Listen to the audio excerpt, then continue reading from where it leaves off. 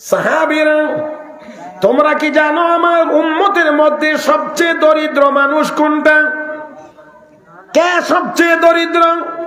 সাহাবীরা বলেন, ইয়া রাসূলুল্লাহ, ইয়া হাবিবাল্লাহ, যার টাকা পয়সা নাই তাকেই তো জানি আমরা সে দরিদ্র। নবী আমার ডাক দিয়ে বলেন, না রে সাহাবীরা, যার টাকা পয়সা নাই সেই দরিদ্র না, আমার উম্মতের মধ্যে ওই লোকটাই হলো বড় দরিদ্র, যে হাসরের ময়দানে নামাজ নিয়ে হাসরের মাঠে উঠবে, রোজা নিয়ে উঠবে, হজ নিয়ে উঠবে, যাকাত নিয়ে উঠবে, অনেক ইবাদত বন্দেগীর অনেক সওয়াব নিয়ে আল্লাহর দরবারে হাজির হবে, কিন্তু সাথে সাথে এই ব্যক্তির কিছু টাকা মেরে খেয়ে রাখছে। অমুকের দোকান বাকি দেয় নাই, অমুকের এমনে ঠগাইছিল, দুনিয়ার জীবনে তার শক্তি ছিল সেই জন্য তার সামনে এসে কেউ চায় নাই, চাইতে পারে নাই, কিন্তু হাসরের দিন সবাই গিয়ে বলবে, আল্লাহ আজকে তোমার ইনসাফের আদালত কায়েম হয়েছে। আল্লাহর আদালতে বেইনসাফি হবে? আল্লাহর আদালত ইনসাফের আদালত। ও মালিক, আজকে আমরা তার কাছ থেকে পাওনা চাই। এবার আল্লাহ বলবেন, তুমি তোমার পাওনা পরিশোধ করো। পাওনা পরিশোধ করবে কি দিয়ে? ও মুসলমান, দুনিয়াতে আমাদের দেশে বাংলাদেশে টাকা, ইন্ডিয়াতে গেলে রুপি, পাকিস্তান গেলে রুপিয়া, সৌদি আরব গেলে হয়ে যায় কোন রিয়াল। ও বন্ধুরা, কুয়েতে গেলে হয়ে যায় দিনার, মালয়েশিয়ায় গেলে হয়ে যায় রিঙ্গিত, আপনাদের লন্ডনে গেলে হয় পাউন্ড, আমেরিকায় গেলে হয় ডলার। এক কথাই হলো কারেন্সি, টাকার বিনিময়ে আমরা ঋণ পরিশোধ করব। কিন্তু কবর জগতে, হাসর জগতের একটু কারেন্সির নাম হলো সওয়াব বা নেকি। ওইখানে টাকা চলবে না, পাউন্ড চলবে না, ডলার চলবে না। এখন ঋণ পরিশোধ করতে গেলে তাকে সওয়াব দিতে হবে। এবার নামাজের সওয়াব শেষ, রোজার সওয়াব শেষ, হজের সওয়াব শেষ, যাকাতের সওয়াব শেষ, তেলাওয়াতের সওয়াব শেষ, কিন্তু পাওনাদার এখনো শেষ হয় নাই। আল্লাহ রাব্বুল আলামিন বলবেন, তোমার ভান্ডারের সওয়াব যেহেতু শেষ, এখন পাওনা কেমনে পরিশোধ করবা? তুমি তো আর দিতে পারবা না। তবে একটা কাজ করো, ওই পাওনাদারদের আমলনামায় যে গুনাহ আছে, এই গুনাহগুলো এখন তোমার মাথায় নাও। এই গুনার বোঝা নিয়ে তুমি এবার জাহান্নামে আগুনে প্রবেশ করো। আল্লাহর নবী বলেন, এই অবস্থাটা যার হবে সে হলো আমার উম্মতের সবচেয়ে বড় দরিদ্র। সাল্লাল্লাহু তাআলা আলাইহি ওয়া আলা আলিহি ওয়া আসহাবিহি وأصحابه وبارك وسلم تسليما كثيرا. أما بعد، فأعوذ بالله من الشيطان الرجيم. بسم الله الرحمن الرحيم. إن الله يأمركم أن تؤدوا الأمانات إلى أهلها وإذا حكمتم بين الناس أن تحكموا بالعدل إن الله نعم ما يعظكم به إن الله كان سميعا بصيرا.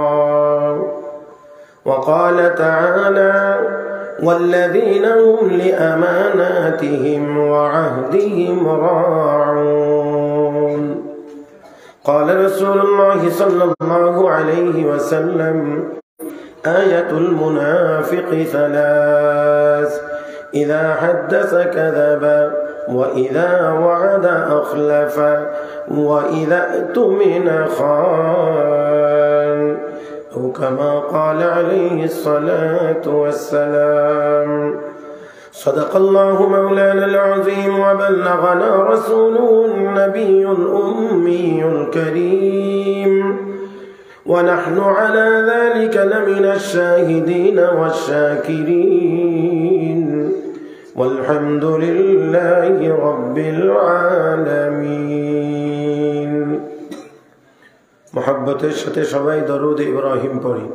اللهم صل على محمد وعلى آل محمد كما صليت على إبراهيم وعلى آل إبراهيم إنك حميد مجيد اللهم بارك على محمد وعلى آل محمد كما باركت على إبراهيم وعلى آل إبراهيم إنك حميد مجيد لا إله إلا الله لا إله إلا الله لا إله إلا الله لا إله إلا الله لا إله إلا الله لا إله إلا الله لا إله إلا الله لا إله إلا الله لا إله إلا الله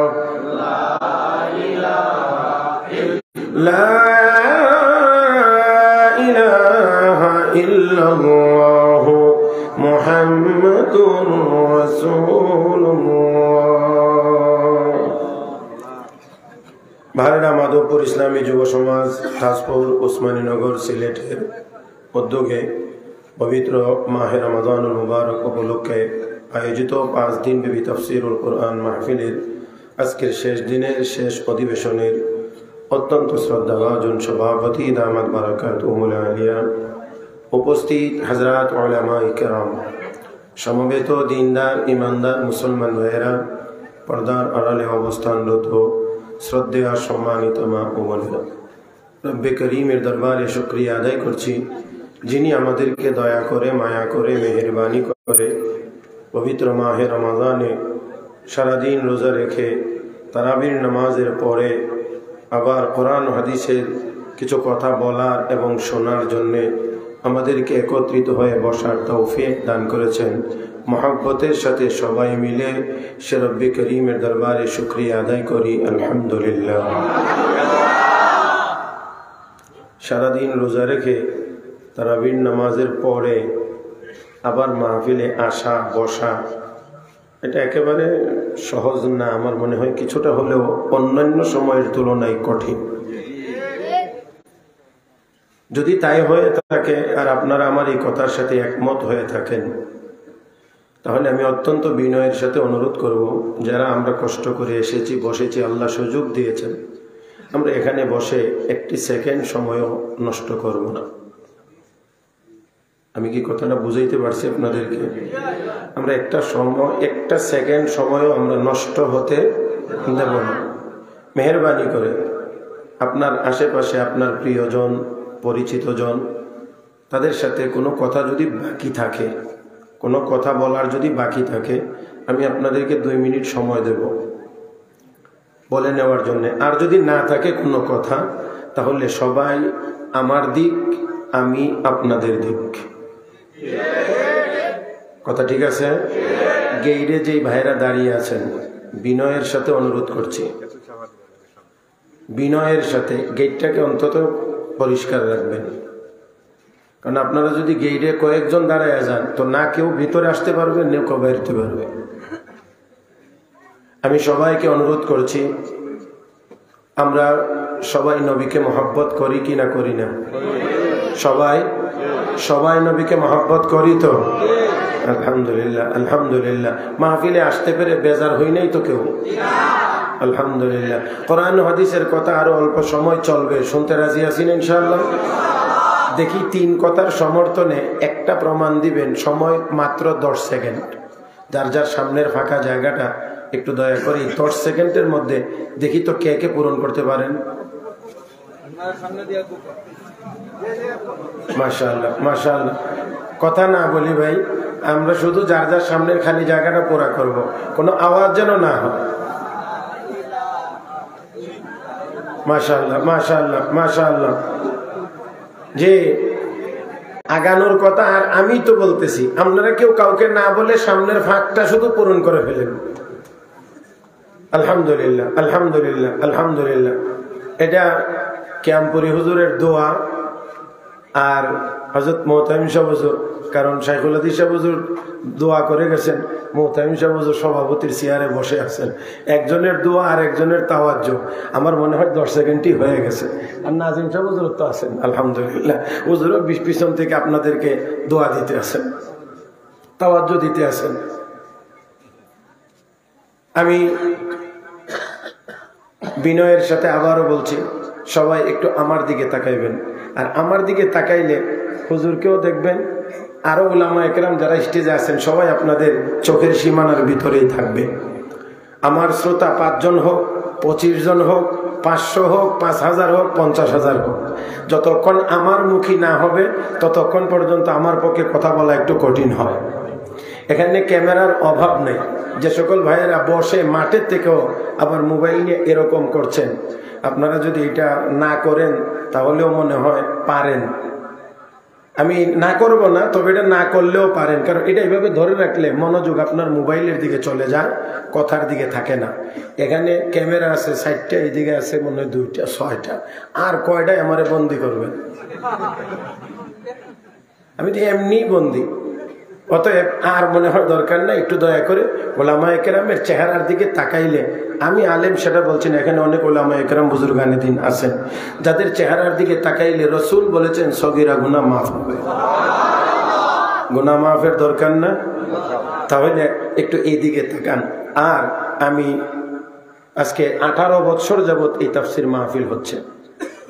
যারা এই মাহফিলে আসতেন, যাদের পদভারে এই মাহফিল ধন্য হইতো, সে সকল অনেক বুজুর্গানে দিন আজ দুনিয়া ছেড়ে চলে গেছেন। গত বছরও হয়তো এই মাহফিলে অনেকেই ছিলেন যারা আজকে কবরের বাসিন্দা হয়ে গেছেন। হতে পারে তো এমন যে আগামী বছর মাহফিল আসার আগে আগে আমরাও অনেকেই কবর জগতে চলে যেতে পারি। সেজন্য আমি বিনয়ের সাথে অনুরোধ করছি, আজকের এই মাহফিলটাকে আমরা আমাদের জীবনের শেষ মাহফিল মনে করে একটু বসি, কথাগুলো শুনবার চেষ্টা করি। কর্তৃপক্ষ বিষয় নির্ধারণ করেছেন, আয়াতও নির্ধারণ করেছেন। আমি সেই আয়াতের সাথে অন্য সূরা থেকে একটা ছোট্ট আয়াত যোগ করেছি। ছোট্ট এখানে হাদিস আপনাদের খেদমতে তেলাওয়াত করেছি। আয়াতে কারিমা এবং হাদিস শরীফকে সামনে রেখে বিষয়বস্তুর আলোকে আপনাদের খেদমতে কয়েকটি কথা বলার আশা করেছি।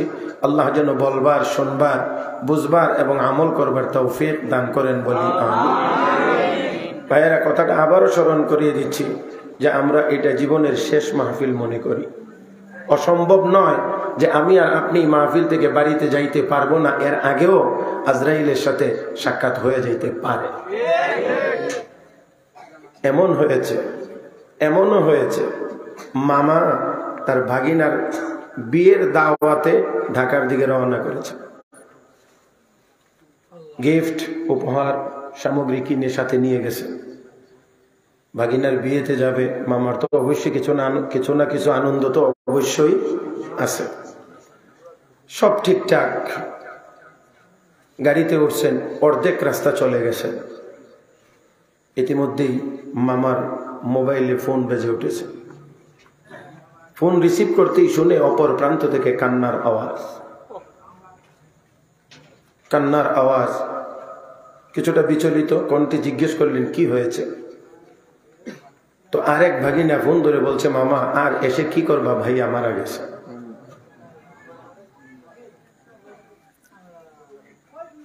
আমি আপনাদেরকেও বলছি, এমন কি আমার আপনার জীবনে হতে পারে না? পারে। যদি পারে তাহলে আমরা ওই রকম, যেহেতু রমজান মাস, 18 বছর পর্যন্ত আমরা কথা শুনতেছি উলামায়ে কেরামের জবান থেকে। আমার তো মনে হয় যে আমাদের আমলে আর 18 বছরের মাহফিলের বয়ানে অনেক পার্থক্য আছে। 18 বছরে আমরা যদি একটা কথার উপরেও আমল করতাম, তাহলে মনে হয় আমাদের জীবন অনেকটা পরিবর্তন হয়ে যেত। 18 বছরে তো 18টা হওয়ার কথা। কথা বলেন না? মাঝে মাঝে একটু আমার সাথে কথা বলবেন তো ইনশাআল্লাহ। আল্লাহ তুমি সবাইকে তৌফিক দান করো, বলি আমিন। একটু মেহেরবানি করে জবান খুলে আওয়াজ করে বলি সুবহানাল্লাহ, আলহামদুলিল্লাহ, লা ইলাহা ইল্লাল্লাহ, আল্লাহু আকবার। জবানটা আরেকটু খুলবেন, আরেকটু কথা বলবেন না। রমজান মাস, এজন্য বেশি কষ্ট হবে। কথা বলার শক্তি কে দিয়েছেন? ও মুসলমান, আমার আপনার গায়ের শক্তি কার দেওয়া? সবকিছুই তো আল্লাহর দেওয়া। তো আল্লাহর নামটা যখন একটু বলার দরকার হবে, একটু বড় আওয়াজে পারবো না? আল্লাহ আমাদেরকে স্মরণ করিয়ে দিয়ে বলেন, অঙ্গ প্রত্যঙ্গ শক্তি সব আমাকে আপনাকে যা আমার আপনার আছে সব আল্লাহর দেওয়া। আলাম নাজআল লাহু আইনাইন ওয়া লিসানান ওয়া শাফাতাইন।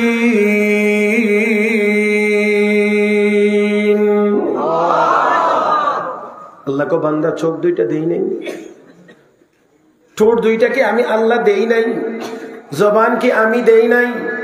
কে দিয়েছেন? আবার আওয়াজ করে বলি, কে দিয়েছেন? তাহলে সেই আল্লাহর নামটা বলার দরকার হলে আসতে হবে না জোরে হবে? মহব্বতের সাথে আরেকবার বলি আল্লাহু আকবার। মুহতারাম হাজিরিন, আমি কয়েকটি কথা বলবো, খুব খেয়াল করে আমার দিকে তাকিয়ে কথাগুলো শুনবে। আমরা মনে করি যে নামাজ পড়ি বাস আমি পাক্কা ঈমানদার। কেউ মনে করি আমি তো রোজাও রাখি, আমি পাক্কা ঈমানদার। অন্যান্য ইবাদত বন্দেগী করি, মনে করি আমরা অনেকেই একজন আরেকজনকে বলে, হুজুর এই লোক তো নফলও পড়ে। বিনয়ের সাথে বলছি, খেয়াল করে শুনবেন। ইসলামের 5টা বিভাগ আছে, 5টা শাখা আছে, 5টা অংশ আছে। এই 5টা মিলায়া কমপ্লিট ইসলাম। কয়টা? 5টার সমন্বয়ে পরিপূর্ণ ইসলাম। শুধু নামাজ, শুধু রোজা, শুধু হজ, শুধু যাকাত পরিপূর্ণ ইসলাম না। খেয়াল করে শুনবেন। 1 নাম্বার আকায়েদ বা ঈমানিয়াত, আমাদের যত বিশ্বাসগত বিষয় আছে, আল্লাহ এক, রসুল সত্য, কোরআন সত্য, আসমানি কিতাব সত্য, নবীগণ সত্য, পরকাল সত্য, এই যাবতীয় বিশ্বাসগত বিষয়গুলোর নাম হলো ঈমান, আকায়েদ। এটা হলো 1 নাম্বার। 2 নাম্বার হলো ইবাদাত। এখানে উলামায়ে কেরাম আছেন, আমার ভুল হলে আমি সংশোধন করে নেব ইনশাআল্লাহ। যত রকমের ইবাদত আছে সবগুলো মিলায়া 5 ভাগের 1 ভাগ, একটা বিভাগ, একটা শাখা। নামাজ, রোজা, হজ, যাকাত, কুরবানি, ঈদ, শবে বরাত, শবে কদর, তাহাজ্জুদ, ইশরাক, চাষ, আওয়াবিন, দান খয়রাত, জিকির, আজকার, তাসবিহাত, যত ইবাদত হতে পারে সবটা মিলায়া হলো 1 অংশ মাত্র। তাহলে কয়টা হইল? এই 2টার পরে যে আরো কিছু আছে, এটা আমরা অনেক মুসলমান মানব তো পরে, জানিও না। আল্লাহ, উলামায়ে কেরাম আমাকে মাফ করে দিয়েন, আমি একটু শক্তই বলে ফেলেছি। অনেক মুসলমান বলছি, সবার কথা বলি নাই। 3 নাম্বার বিষয় হলো মুআমালাত, পারস্পরিক লেনদেন। আরেকজনের সাথে আমার লেনদেন কেমন হবে, এইটা হলো ইসলামের 5 ভাগের 1 ভাগ। গেল কয়টা? 3টা। 4 নাম্বার মুআশারাত, আমার সাথে আপনার চলাফেরা কেমন হবে, কথাবার্তা কেমন হবে। আপনি আমার প্রতিবেশী, আমি আপনার প্রতিবেশী, আমি আপনি রাস্তা দিয়ে হাঁটছি, চলাফেরা কেমন হবে, এটা হলো ইসলামের একটি বিভাগ। কয়টা হলো? 4টা। 5 নাম্বার হলো আখলাক, আপনার চরিত্র কেমন হবে, এটা হলো আরেকটা বিভাগ। এই 5টা মিলায়া পরিপূর্ণ ইসলাম। রব্বে করিম কোরআন শরীফের সূরাতুল বাকারা 208 নাম্বার আয়াতে এই 5টাকে মিলায়া আমাদেরকে লক্ষ্য করে বলছেন, ইয়া আইয়ুহাল্লাযীনা আমানু দুখুলু ফিস সিলমি কাফা ওয়া লা তাত্তাবিউ খুতুওয়াতিশ শাইতান ইন্নাহু লাকুম আদুউম মুবিন। হে ঈমানদারেরা, ইসলামের ভিতরে পরিপূর্ণ রূপে প্রবেশ করো। যদি আগের কথা বুঝে থাকেন জবাব দিন, শুধু নামাজ পড়ো। আমার কথা বুঝতে অসুবিধা হয় না তো? এই জন্য আমি আগে বলেছি, আল্লাহ বলছেন ইসলামে পরিপূর্ণ রূপে প্রবেশ করো, তার অর্থ শুধু নামাজ পড়ো। পরিপূর্ণ রূপে প্রবেশ করো মানে 5টা তোমার সমান হতে হবে। মুহতারাম হাজরিন, আল্লাহ রাব্বুল আলামিন বলেন ইসলামের ভিতরে পরিপূর্ণ রূপে প্রবেশ করো। ওয়ালা তাত্তাবিউ খুতুওয়াতিশ শাইতান, শয়তানের পদাঙ্ক অনুসরণ করিও না। ইন্নাহু লাকুম আদুউম মুবিন, নিশ্চয় শয়তান তোমাদের প্রকাশ্য শত্রু। আমি ওই আয়াতের শানে নজুল বড় করে বলবো না, ছোট্ট করে শুধু কথাটা আপনারা শুনলে আশা করি উপকৃত হবেন যে ওই আয়াতটা আল্লাহ কেন নাজিল করেছিলেন। একেবারে আমার দিকে তাকায়, আমি বারবার বলছি, ডাইন বাম নাই, একেবারে আমার দিকে তাকিয়ে। রাসূলের সাহাবী হযরত আব্দুল্লাহ বিন সালাম রাদিয়াল্লাহু তাআলা আনহু ইহুদি ছিলেন, কালেমা পড়ে মুসলমান হয়েছেন। দেখেন কতটুকু জায়গাতে কতটুকু ত্রুটি। আমি ত্রুটি এখানে আছে সেটা বলছি না, কিন্তু আপনারা বুঝছেন যে কতটুকু জায়গায় কতটুকু ত্রুটির প্রেক্ষিতে আল্লাহ এই আয়াত নাজিল করে নবীর সাহাবী তথা ইমানদারদেরকে সতর্ক করেছেন। কথাটা খেয়াল করে বুঝবেন। হযরত আব্দুল্লাহ বিন সালাম ইহুদি ছিলেন, কালেমা পড়ে মুসলমান হয়েছেন। এখন মুসলমান হওয়ার পরে 2-1টা জায়গায় একটু আনইজি লাগতেছে, একটু স্বাভাবিক না, একটু অস্বাভাবিক। যেমন ইহুদি ধর্মে উটের গোশত খাওয়া হারাম, ইসলাম ধর্মে হালাল। ইহুদি ধর্মে শনিবার দিন মাছ ধরা হারাম, ইসলাম ধর্মে হালাল। এই 2টা জায়গায় উনি একটু কেমন কেমন, যদিও মুসলমান হয়েছেন, উটের গোশত এতদিন খান নাই, এখন খাইতে একটু হইলেও তো একটু আনইজি লাগে।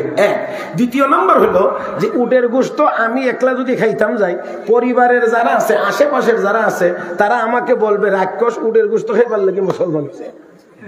যেমন আমাদের দেশে অনেক হিন্দু মুসলমান হইলে কারি এত গরুর গোশত খাইতো স্যার, এই লিগে বাপ দাদার ধর্মের উপরে সুনকালি মাখছে, তো তারা আমার উপরে ক্ষিপ্ত হবে। কিন্তু ইসলামের বিধানে উটের গোশত খাওয়া হালাল, এর অর্থ হলো খাইতে পারো, না খাইলে কোনো গুনাহ নাই। তাহলে না খাইলে যেহেতু গুনাহ নাই, তাহলে ইসলামে না খাওয়ারও একটু সুযোগ আছে। হালালের অর্থ খাইতেই হবে এমন না, খাইতে পারো অনুমতি আছে। উনি এই আলেম মানুষ, তো তাওরাতের আলেম ছিলেন, এই জন্য উনি চিন্তা করলেন যেহেতু উটের গোশত না খাইলে ইসলামে কোনো গুনাহ হয় না, এই জন্য আমি যদি না খাই তাহলে আমার আত্মীয় স্বজনের সাথে সংঘর্ষটা আর বাড়ে না। এই জন্য একটু এই জায়গাতে আমি না খাইলেই আমি একটু নিরাপদ। 2 নাম্বার, শনিবার দিন, রবিবার দিন, সোমবার দিন ইসলামে সব দিন মাছ ধরা যায়। বাকি শনিবার দিনটা যদি আমি না ধরি তাহলে তারা আর আমার উপরে বেশি রাগ করে না, কারণ তাদের ধর্মে তো, হুজুর মাফ করে দিন আমি বুঝাইবার লাগি বলছি, তাদের ধর্মে তো শনিবার দিন মাছ ধরা কবিরা গুনাহ, আর ইসলামে ধরা না ধরা সমান।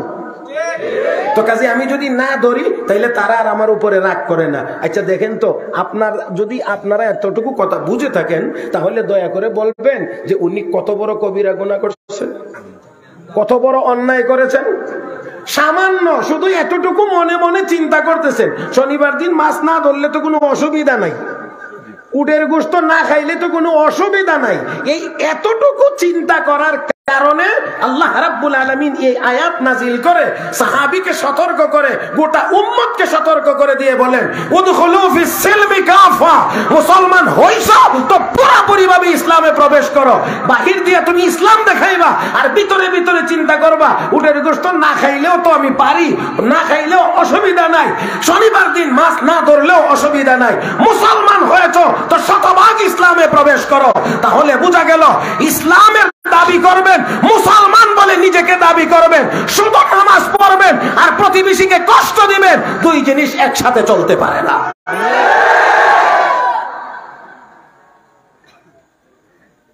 কষ্ট হবে না? কিছু তিতা কথা হয়ে যাবে। সভাপতি হুজুর অনুমতি আছে তো? কারণ সবাই ওয়াজ একটু মিঠা কথা শুনতে, এই জন্য আমার একটু তিতা কথা বলতে গেলে একটু চিন্তা লাগে। তবে আবার এত বেশি চিন্তাও নাই, কারণ এই পাড়ারা মাধবপুর সহ উমরপুর মাদ্রাসা সহ আলহামদুলিল্লাহ অনেকদিন যাবৎ আমার আসা যাওয়া, তো এই হিসাবে আমার একটু সাহস কথা কয় না, একটু আছে না সাহস। হ্যাঁ মুহতারাম হাজিরিন, এই জন্যে আমি বলি খুব খেয়াল করবেন, আপনি 5টা বিষয়ে যদি পরীক্ষা দেন, পাশ করার জন্য কয়টাই পাশ করা লাগে?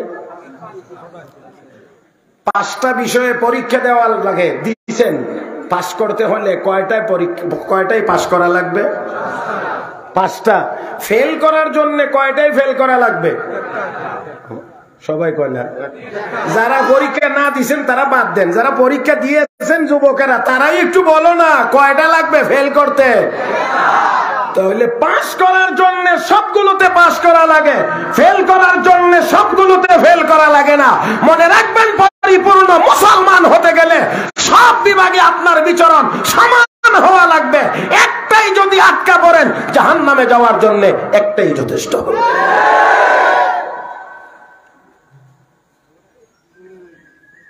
মনে করবেন না টুপি মাথায় আমার, আমি আমাকে দিয়ে বলছি, আমার মাথায় টুপি, তোথায় দাড়ি, পরনে জামা, মনে করবেন না মা হুজুর তো আব্দুল কাদের জিলানীর চেয়ে কোনো অংশে কম না। একটু যাচাই বাছাই করে দেখতে হবে যে আমার মধ্যে কয়টা আছে কয়টা নাই, কয়টা আছে কয়টা নাই। আপনারা মনে করবেন না, এখন বর্তমান যে সময়, এক সময় দাড়ি ছাঁচা ছিল অনেকের, মানে দাড়ি শেভ করা অনেকের ফ্যাশন ছিল। এখন তো দেখি মাশাআল্লাহ কিছু কিছু দাড়ি রাখা যেন ফ্যাশন, এখন হিন্দুরাও এই স্টাইলে রাখে। কথা বুঝেন নাই?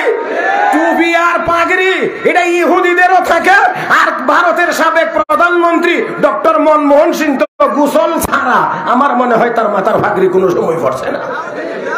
তাহলে বুঝতে হবে, শুধুমাত্রই এই লেবাসের দ্বারা, শুধুমাত্রই বাহ্যিক কিছু কাজের দ্বারা আমি আর আপনি পরিপূর্ণ মুসলমান হতে পারবো না। পরিপূর্ণ মুসলমান যদি হওয়া লাগে, তাহলে আমার বাহিরও ঠিক হতে হবে, আমার ভিতরও ঠিক হতে হবে, আমার রাস্তায়ও ঠিক হইতে হবে, আমার ঘরের ভিতরেও ঠিক হইতে হবে। সমাজের সামনে যেমন ঠিক হওয়া লাগবে, একা একা জীবনেও আমাকে ঠিক হওয়া লাগবে। মুহতারাম হাজিরিন, শুধুমাত্র একটু সুরত ধারণ করেই পরিপূর্ণ মুসলমান হওয়া যায় না। যদি হইতে পারতো তাহলে মুনাফিকদের ব্যাপারে আল্লাহ কোরআনে এত আয়াত নাজিল করার কোনো দরকার ছিল না।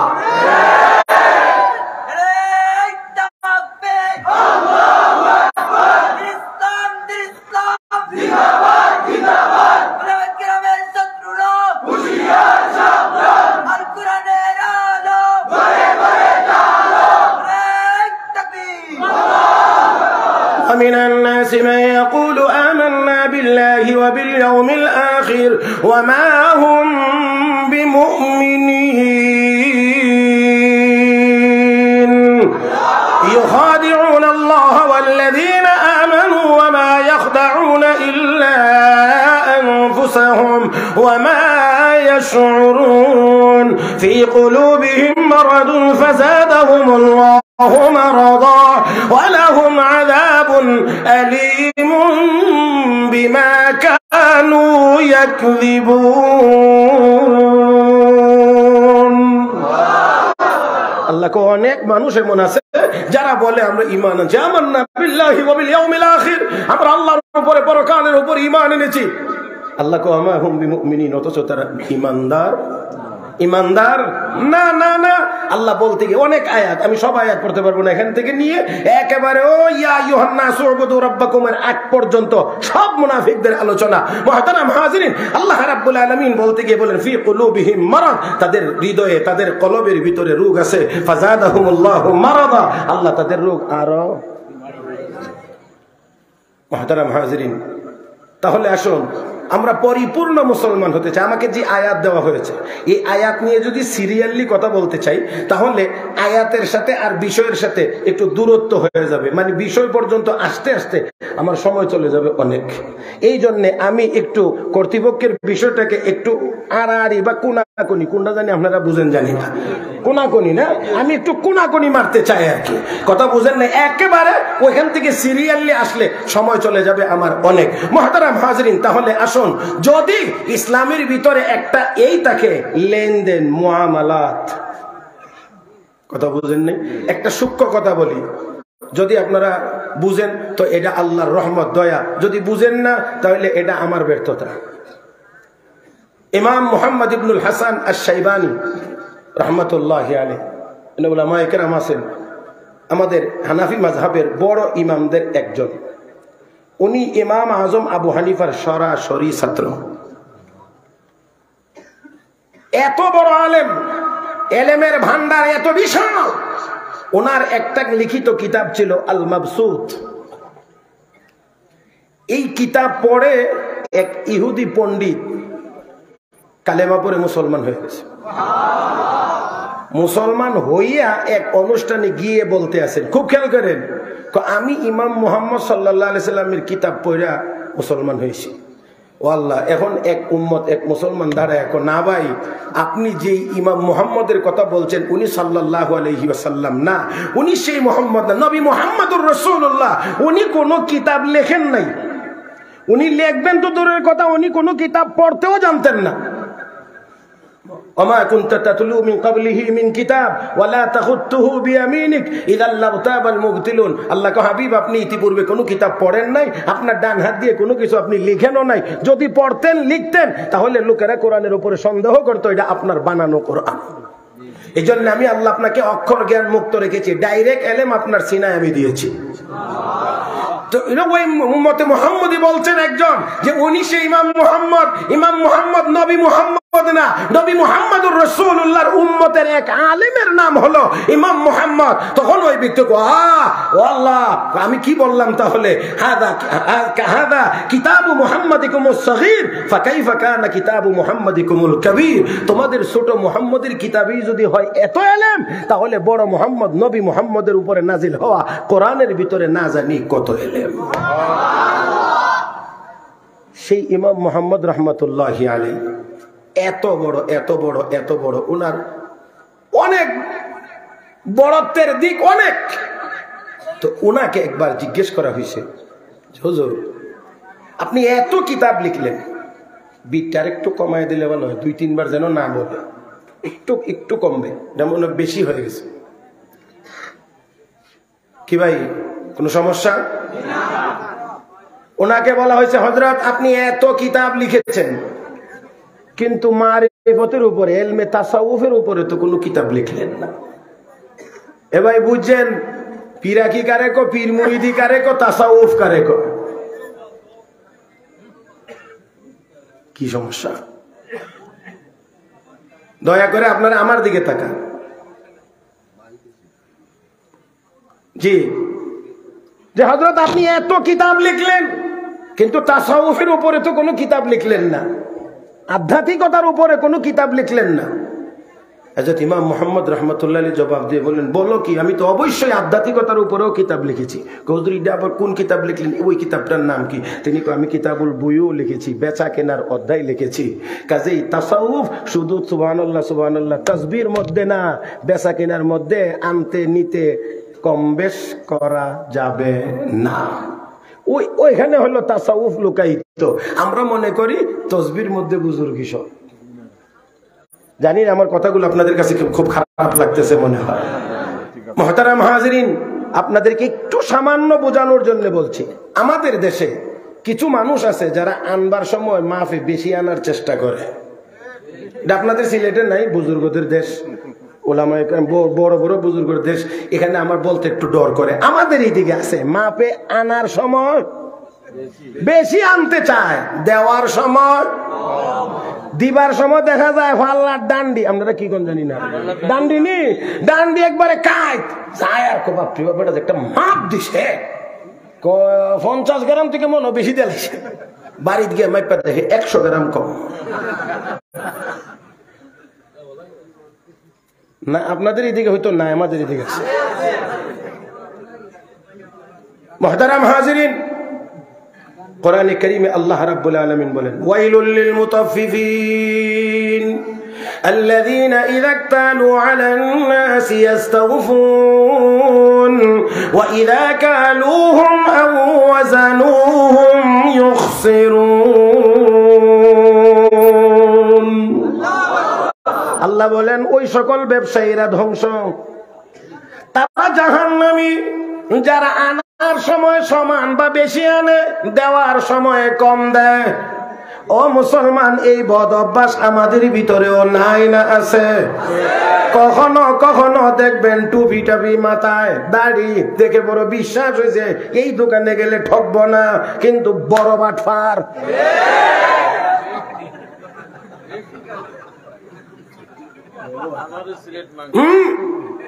আমরা না, এখন আমি কই কি করেন আপনারা, ভুল করে লেছি নাকি আমি? হ্যাঁ, মুহতারাম হাজিরিন, আমি যতটুকু ওয়াজের বয়স বেশি হয়েছে না হুজুর, 31 বছর চলে আর কি, আলহামদুলিল্লাহ। আর আমি তো এই বাংলাদেশে আমার জন্ম, পাকিস্তান আমলেও না, বাংলাদেশ আমলে রাজাকার হওয়ার কোনো সম্ভাবনা নেই। কথা বুঝছেন না? তো যেহেতু এই দেশের মাটিতে জন্ম, এই দেশের আলো বাতাসে বড় হয়েছি, সমাজের ভালো মন্দ কিছু চোখে দেখার অভিজ্ঞতা তো আমারও আছে, কিন্তু যতটুকুই আমি অভিজ্ঞতা অর্জন করেছি, আর সারা দেশ আল্লাহ ঘুরার সুযোগ করে দিয়েছেন, সেই সুবাদে সবটা যদি বলতে যাই তাহলে সবার পক্ষে সহ্য করে নেওয়াটা কঠিন হয়ে যাবে। এই জন্যে অনেক মার্জিত করে একটু মিশাইয়া টিসাইয়া, কারণ অনেক ওষুধ বেশি তিতা, এটা খাওয়াইতে হলে কিছু চিনি টিনি দিয়া খাওয়াইতে হবে। এই কারণে আমাকেও এই চিন্তা করেই কথা বলতে, এখানে উলামায়ে কেরাম বেশি বেয়াদবি হয়ে যায় এমন কোনো কথা বলার চেষ্টা আমি করব না। তবে মুহতারাম হাজিরিন, মুসলমান আমরা মুসলমান, কিন্তু আমাদের স্বভাব, আমাদের চরিত্র, আমাদের লেনদেন, আমাদের আচার আচরণ, ব্যবহার আমাদেরকে আজকে এই অধপতনের দ্বার প্রান্তে নিয়ে গেছে, আমাদেরকে আজকে নির্যাতনের শিকার হতে যে সেই জায়গায় নিয়ে গেছে। মুহতারাম হাজিরিন, আর না হয় শাহজালাল মুজাররদ ইয়ামানি আল্লাহু আকবার বললে গর্গবিন্দের দালান ভেঙে চোরমার হয়ে গিয়েছিল। আজকে দুর্ভাগ্য আমাদের 200 কোটি মুসলমান, আজকে আমাদেরকে সারা পৃথিবীতে মার খাইতে হয়, নির্যাতন সহ্য করতে হয়। আসুন মুসলমান 5টা বিভাগ নিয়ে আমরা পরিপূর্ণ মুসলমান হয়ে যায়। 200 কোটি মুসলমান একবার আল্লাহু আকবার বলবে, দুনিয়ার কোন কাফের বেঈমান মুসলমানের দিকে চোখ রাঙায়া তাকানোর সাহস পর্যন্ত করতে পারবে না।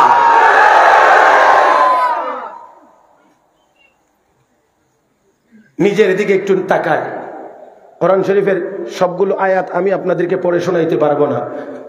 সাইয়েদেনা হযরত শুআইব আলাইহিস সালাতু ওয়াস সালাম একজন পয়গম্বর, ওনার কথা কোরআনে আছে। উনার উম্মতের মধ্যে যত বদ অভ্যাস ছিল, এর মধ্যে অন্যতম বদ অভ্যাস ছিল এরা ওজনে কম দিত। উলামায়ে কেরাম এখানে আছেন। হযরত শুআইব আলাইহিস সালামের উপাধি ছিল খতিবুল আম্বিয়া, নবীদের মধ্যে সবচেয়ে বড় বক্তা ছিলেন হযরত শুআইব আলাইহিস সালাম। সকল নবীদের মধ্যে বড় বক্তা ছিলেন হযরত শুআইব আলাইহিস সালাতু ওয়াস সালাম। এই খতিবুল আম্বিয়া তার সমাজের লোকদেরকে নসিহত করে, ওয়াজ করে, এই কাজ থেকে ফিরাইতে পারে নাই। শেষ পর্যন্ত আল্লাহ পাকের আযাব আর গজবে এই জাতি ধ্বংস হয়ে গিয়েছে। এখন আপনারা একটু বলেন, এই বদ অভ্যাস আমাদের ভিতরে নাই না আছে? এখন খালি আমরা সারা পৃথিবীতে মার খাই কেন? বেটা ওজনে আনবার সময় বেশি আনস কেন, দেবার সময় কম দেশ কেন? ঈদ আইতেছে, কত পুরান কাপড় নতুন কয়া চালানো যায়, লেটেস্ট নতুন কালেকশন মাত্র আইছে বিভিন্ন নাম দিয়ে, এরপরে আবার কাগজ মানে যে প্যাকেটটা দেওয়া হবে এই প্যাকেটের গায়ে লেখা আছে বিশেষ দ্রষ্টব্য, বিক্রিত মাল ফেরত নেওয়া। এই স্লোগানটাই হলো বাটফারির সাইনবোর্ড। তার মানে কোন রকম যদি আমি গোছায়া দিতে পারি, দোকান থেকে বের হলে আর ফেরত নেওয়ার কোনো সম্ভাবনা। আল্লাহর রাস্তে মাফ করে দিয়ে। সাইয়েদনা হযরত ইমাম আযম আবু হানিফা আন-নু'মান রাহিমাহুল্লাহ, আমাদের মাযহাবের ইমাম। মানেন তো সবাই? মা কয় না মানেন তো সবাই? ইমাম আযম না, আমাদের দেশে কিছু লোক আছে তো বাংলা শাইখুল হাদিস আছে, বাংলা মুহাদ্দিস আছে, আরবি সূরা ফাতিহা না জানলেও বুখারী শরীফ পড়তে পারে। দেখবেন ইমাম আবু হানিফার ব্যাপারে এই কথা ওই কথা বলা শুরু করে দেবে। মুহতারাম হাজরিন, আমি বিনয়ের সাথে অনুরোধ করে বলছি, ইমাম আবু হানিফার কোনো মাসআলা যদি আপনার মনোপুত না হয়, না মানেন, আপত্তি নেই। কিন্তু ইমাম আবু হানিফার বিরুদ্ধে বললে এটা আমাদের গায়ে লাগে, আমরা তার রুহানি সন্তান। এই জন্যে ইমাম আযম আবু হানিফা রাহমাতুল্লাহ আলাইহি মদিনা শরীফ গেছেন। ইমাম মালিক ওনার বাড়ি মদিনা, সাক্ষাতের জন্য গেছেন। যখন গেছেন, ইমাম মালিক জিজ্ঞেস করেন, মিন আইনা আনতা, কোথায় থেকে এসেছেন? মিনাল কুফা, আমি কুফা থেকে এসেছি, কুফার বাসিন্দা। যেই মাত্র এতটুকু বলছেন, ইমাম মালিক একটু খুশা মারলেন। আল কুফি লা ইউফি, কুফার মানুষ কথা দিয়ে কথা রাখে না। মানে হযরত হুসাইনকে চিঠি দিয়ে নিয়েছিলেন কুফার মানুষ, পরবর্তীতে গাদ্দারি করে হযরত হুসাইনকে তারা শহীদ করে দিয়েছিল। ওই দিকে ইঙ্গিত করে খুশা মেরে কয়, আল কুফি লা ইউফি, কুফার মানুষ কথা দিয়ে কথা রাখে না।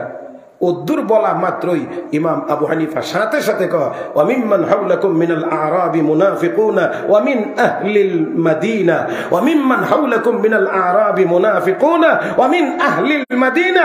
এতটুকু পর্যন্ত গেছেন যে আপনাদের আশেপাশেও মুনাফিক আছে, মদিনার ভিতরেও মুনাফিক আছে। এতটুকু আয়াত তেলাওয়াত করলেই ইমাম মালিক, ইন্নী আযুন্নু আন্নাকা আবু হানিফা, আমার মনে হচ্ছে তুমি আবু হানিফা।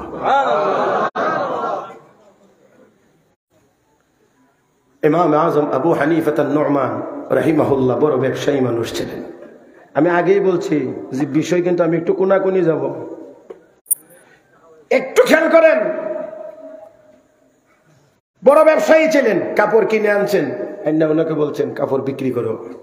তবে একটা কাপড়ে একটু দোষ আছে, দেখুন বিক্রি করার সময় একটু ক্রেতাকে জানায় বিক্রি, হুজুর মাফ করে দিয়েন, একটা কাপড়ে একটু ত্রুটি আছে, এটা বিক্রি করার সময় ক্রেতাকে কি করবা? মা গোমা, এত কাপড়ের ভিতরে একটা কাপড়, আমরা 70টা থাকলেও তো কইলাম না যে কিছু আছে, কইবা যে 1 নাম্বার, এটার উপরে কোনো কাপড়ই হয় না। সাবান লাগাইবার আগে কালার যাইব করং ফাক্কা। এখন বিক্রয়ের সময় ব্যস্ততার কারণে ভুলে যাওয়া এটা একেবারেই স্বাভাবিক, ভুলে যাওয়া একেবারেই স্বাভাবিক। উনি ভুলে গেছেন, ভুলে বিক্রি করে ফেলেছেন সব কাপড়। বিক্রয় করা যখন আসছেন, ইমাম আযম জিজ্ঞেস করেন, ত্রুটিটার কথা কি বলছিলেন? ত্রুটিটার কথা কি বলছিলেন? আমার মনে নাই, স্মরণ নাই। আর আমরা হইলে বলে দিতাম, কয়েকটা কাপড়ে একটু ঝামেলা আছে, একটু বাজবুজ করে চালাইয়া দিও। কথা কয় না? আল্লাহ, আমি আপনাদের কেমনে বুঝাইতাম? আপনাদের এইদিকে তো এত বেশি পানি টানি না, কেমনে বুঝাইতে পারি? এরকম কোনো কিছু দেখছেন নি? বাঁশের বেত দিয়া বানানো, পানির নিচে ডুবাই রাখে, ভিতরে চিংড়ি মাছ পাওয়া যায়। এটা কি কয়? ছাই কর নাকি? ছাইও কর। আচ্ছা নেন, আমি ছাই বললে আপনারা বুঝবেন তো? অনেকবার সারা ছাই বসে ধরেন না, ইমাম সাহেব আপনার উপরে দিয়েছে, বাজারে বিক্রি করে, সাথে ওনার ছেলেও আছে, যদিও ওনার নাই, আল্লাহ ওনাকে নেক সন্তান দান করুন। আর একটু জোরে আমিন কন। এখন বাবা এবং ছেলে দুইজনে মিলেই বিক্রি করে। বাবা একটু দূরে গেছে, ছেলে বিক্রি করছে।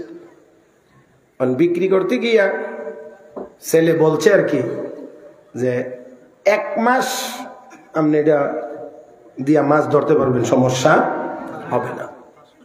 এখন 2 বাজার পরে, 2 সপ্তাহ পরে এক ক্রেতা আইসা কইতে আছে, বেটা তুই যে আমারে ছাই দিলি, কইলে 1 মাস ব্যবহার করতে পারো, 15 দিনের মাথায় তো খুলে গেছে। এখন এত আর কিছু কয় না। তখন বাবা আইসে, বাবা আসার পরে কইতে আছে, কয়েকে আমার ছেলে কি হয়েছে? কয়ে ছাই বিক্রি করার সময় বলছে যে 1 মাস চলবে, এখন 15 দিনের মাথায় এটার বান টান যা আছে সব খুলে নষ্ট হয়ে গেছে। এখন কি বিচার হওয়া দরকার আর কি বিচার করতেছে শুনেন। এখন বাপে ছেলে রে কয় থাপ্পড় দে আর কয় বেয়াদব তোরে কে কইছে 1 মাসের কথা কইতে? 1 মাস পর্যন্ত যদি এক ছায়ে জায়গা তো পরের বাজারে কি বেচবে?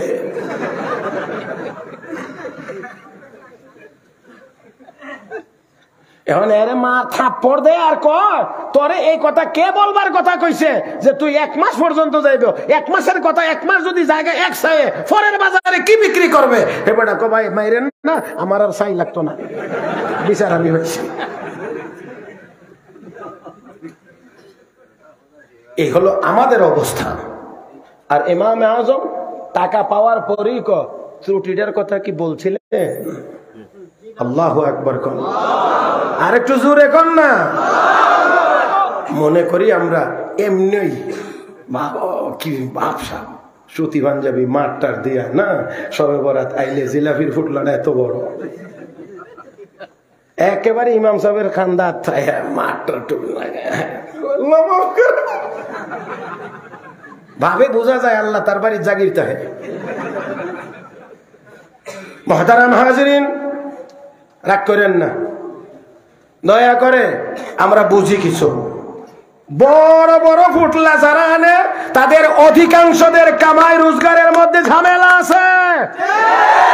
চাই সবে বরাতে ওই বড় ফুটলা দিয়েই মাপ পেয়ে যাইতে মনে করবেন যে না, আপনি যতই চিন্তা করেন যে 1 সবে বরাতে 10 কেজি জিলাপি দিয়ে মাপ হয়ে যাবে, কখনোই না, হতেই পারে না, কখনোই না, হতেই পারে না।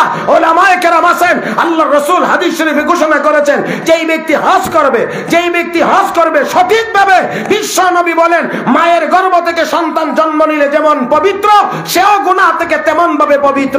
তবে আল্লাহর নবী একটা শব্দ 3 বার উচ্চারণ করেছেন, ইল্লাদ-দাইন, ইল্লাদ-দাইন, ইল্লাদ-দাইন। কিন্তু ঋণ, ঋণ, ঋণ এটা আরাফার মাঠে গেলেও মাফ হবে না। এবার বারেরা মসজিদে নামাজ পড়লে মাফ, সবে বরাতে, এরপর আবার সারা বছর আগেও নাই পরেও নাই। দেখবেন 2 দিন আগে গিয়ে খালি জিজ্ঞেস বুঝুন নমাজ কোন রাত ফাদাম দাম, আর দুনিয়াত মানুষ পাইছে না, তাও আবার কি আমারে জিজ্ঞাসা, কথা বুঝেন নাই? জিজ্ঞাই পারবো যে আর কোনো মেসব পাইছিল নাকি, আমারে জিজ্ঞা হুজুর নামাজ কোন রাত? আমি কই নামাজ তো সব রাত। এখন তো হ্যাঁ হ্যাঁ এমনি চাই রয়েছে, আমি তো বুঝতে আছি আমার কি জিজ্ঞাইতেছে। কতক্ষণ পরে আবার নীরবতা ভেঙে হুজুর জিজ্ঞাইছি নামাজ কোন রাত? আমি এটাই বলছি যে নামাজ সব রাত। আপনি কি বলতে চান? তো কিছুই বলতে পারেন না। আমি তো বুঝতেছি, এমনি তাকায় রয়েছে। আমি বললাম আপনি কি সবে বরাতের কথা জিজ্ঞাইতেছেন? জি হুজুর, জি। তো এটা বুঝাই তো বলবেন। আপনি আমার জিজ্ঞান নামাজ কোন রাত? মাগরিব এশা তো প্রতিদিন রাত্রে আছে নামাজ। তখন আপনি আমার নামাজ জিজ্ঞাবেন তো সবে বরাতের কথা বলবেন না, সবে বরাত অমুক দিন অমুক তারিখ দিন গিয়ে রায়। আচ্ছা আচ্ছা ঠিক আছে। তো এবার চিন্তা করেন যে আগেও নামাজ নাই পরেও নাই, হ্যাঁ মাঝখান দিয়ে খুঁজে নামাজ কোন রাত, নামাজ কোন রাত।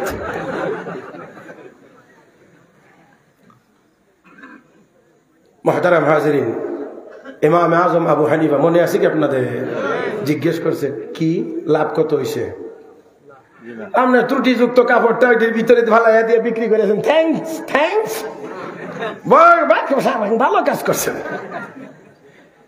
আল্লাহর ওয়ালি ইমাম আজম আবু হানিফা আন-নুমান রাহিমাহুল্লাহু তাআলা যখন জানলেন ভুলে গিয়েছে ওনার পার্টনার, বলতে স্মরণ নাই, এই কাপড় একটা কাপড়ের মধ্যে ত্রুটি আছে বলতে স্মরণ নাই।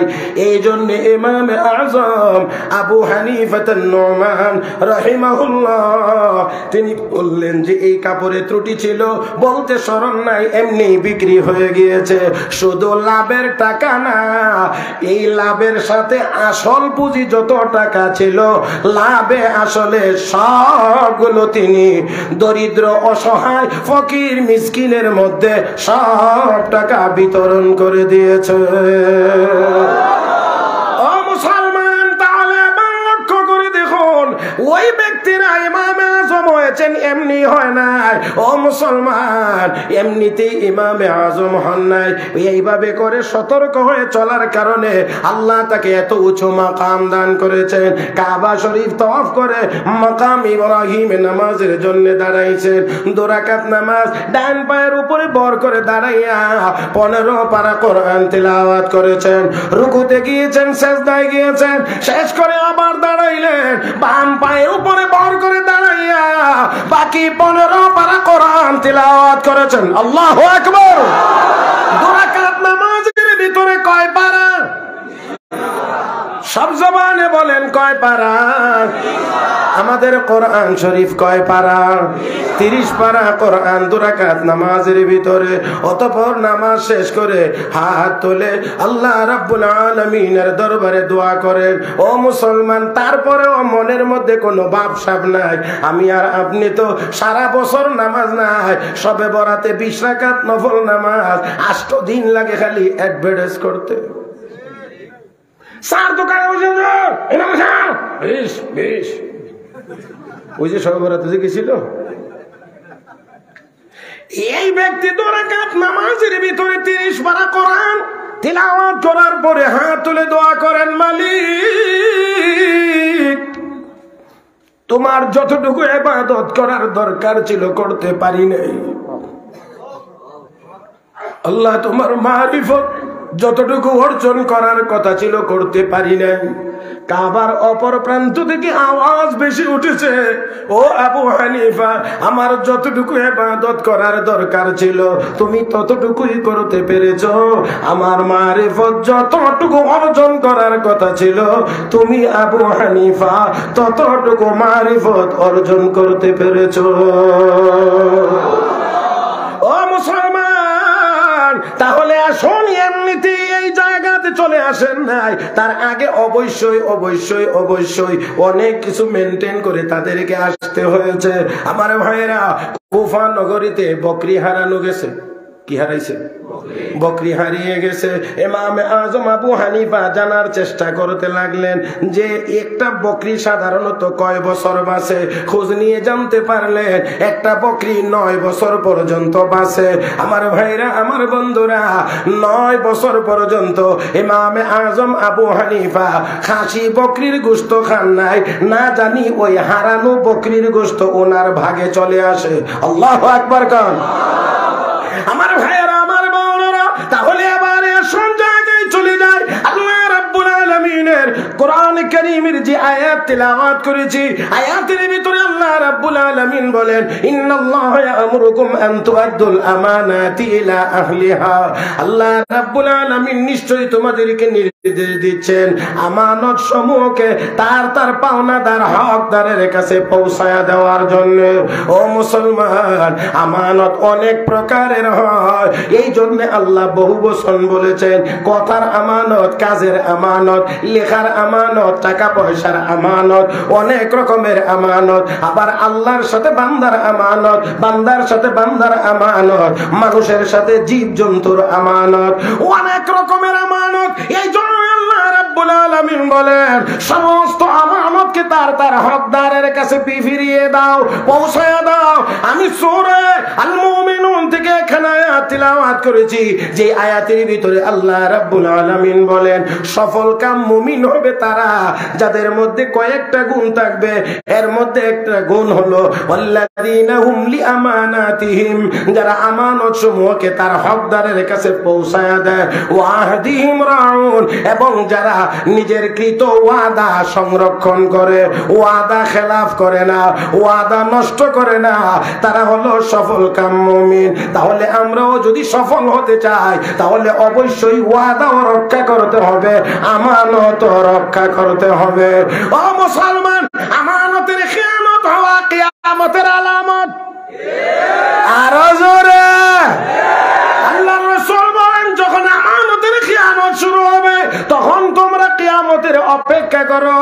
আল্লাহর নবীর সাহাবীরা বলেন ইয়া রাসূলুল্লাহ ইয়া হাবিবাল্লাহ, নবী গো আমানতের খেয়ানত কেমন করে হয়, আমানত কেমন করে নষ্ট হয়?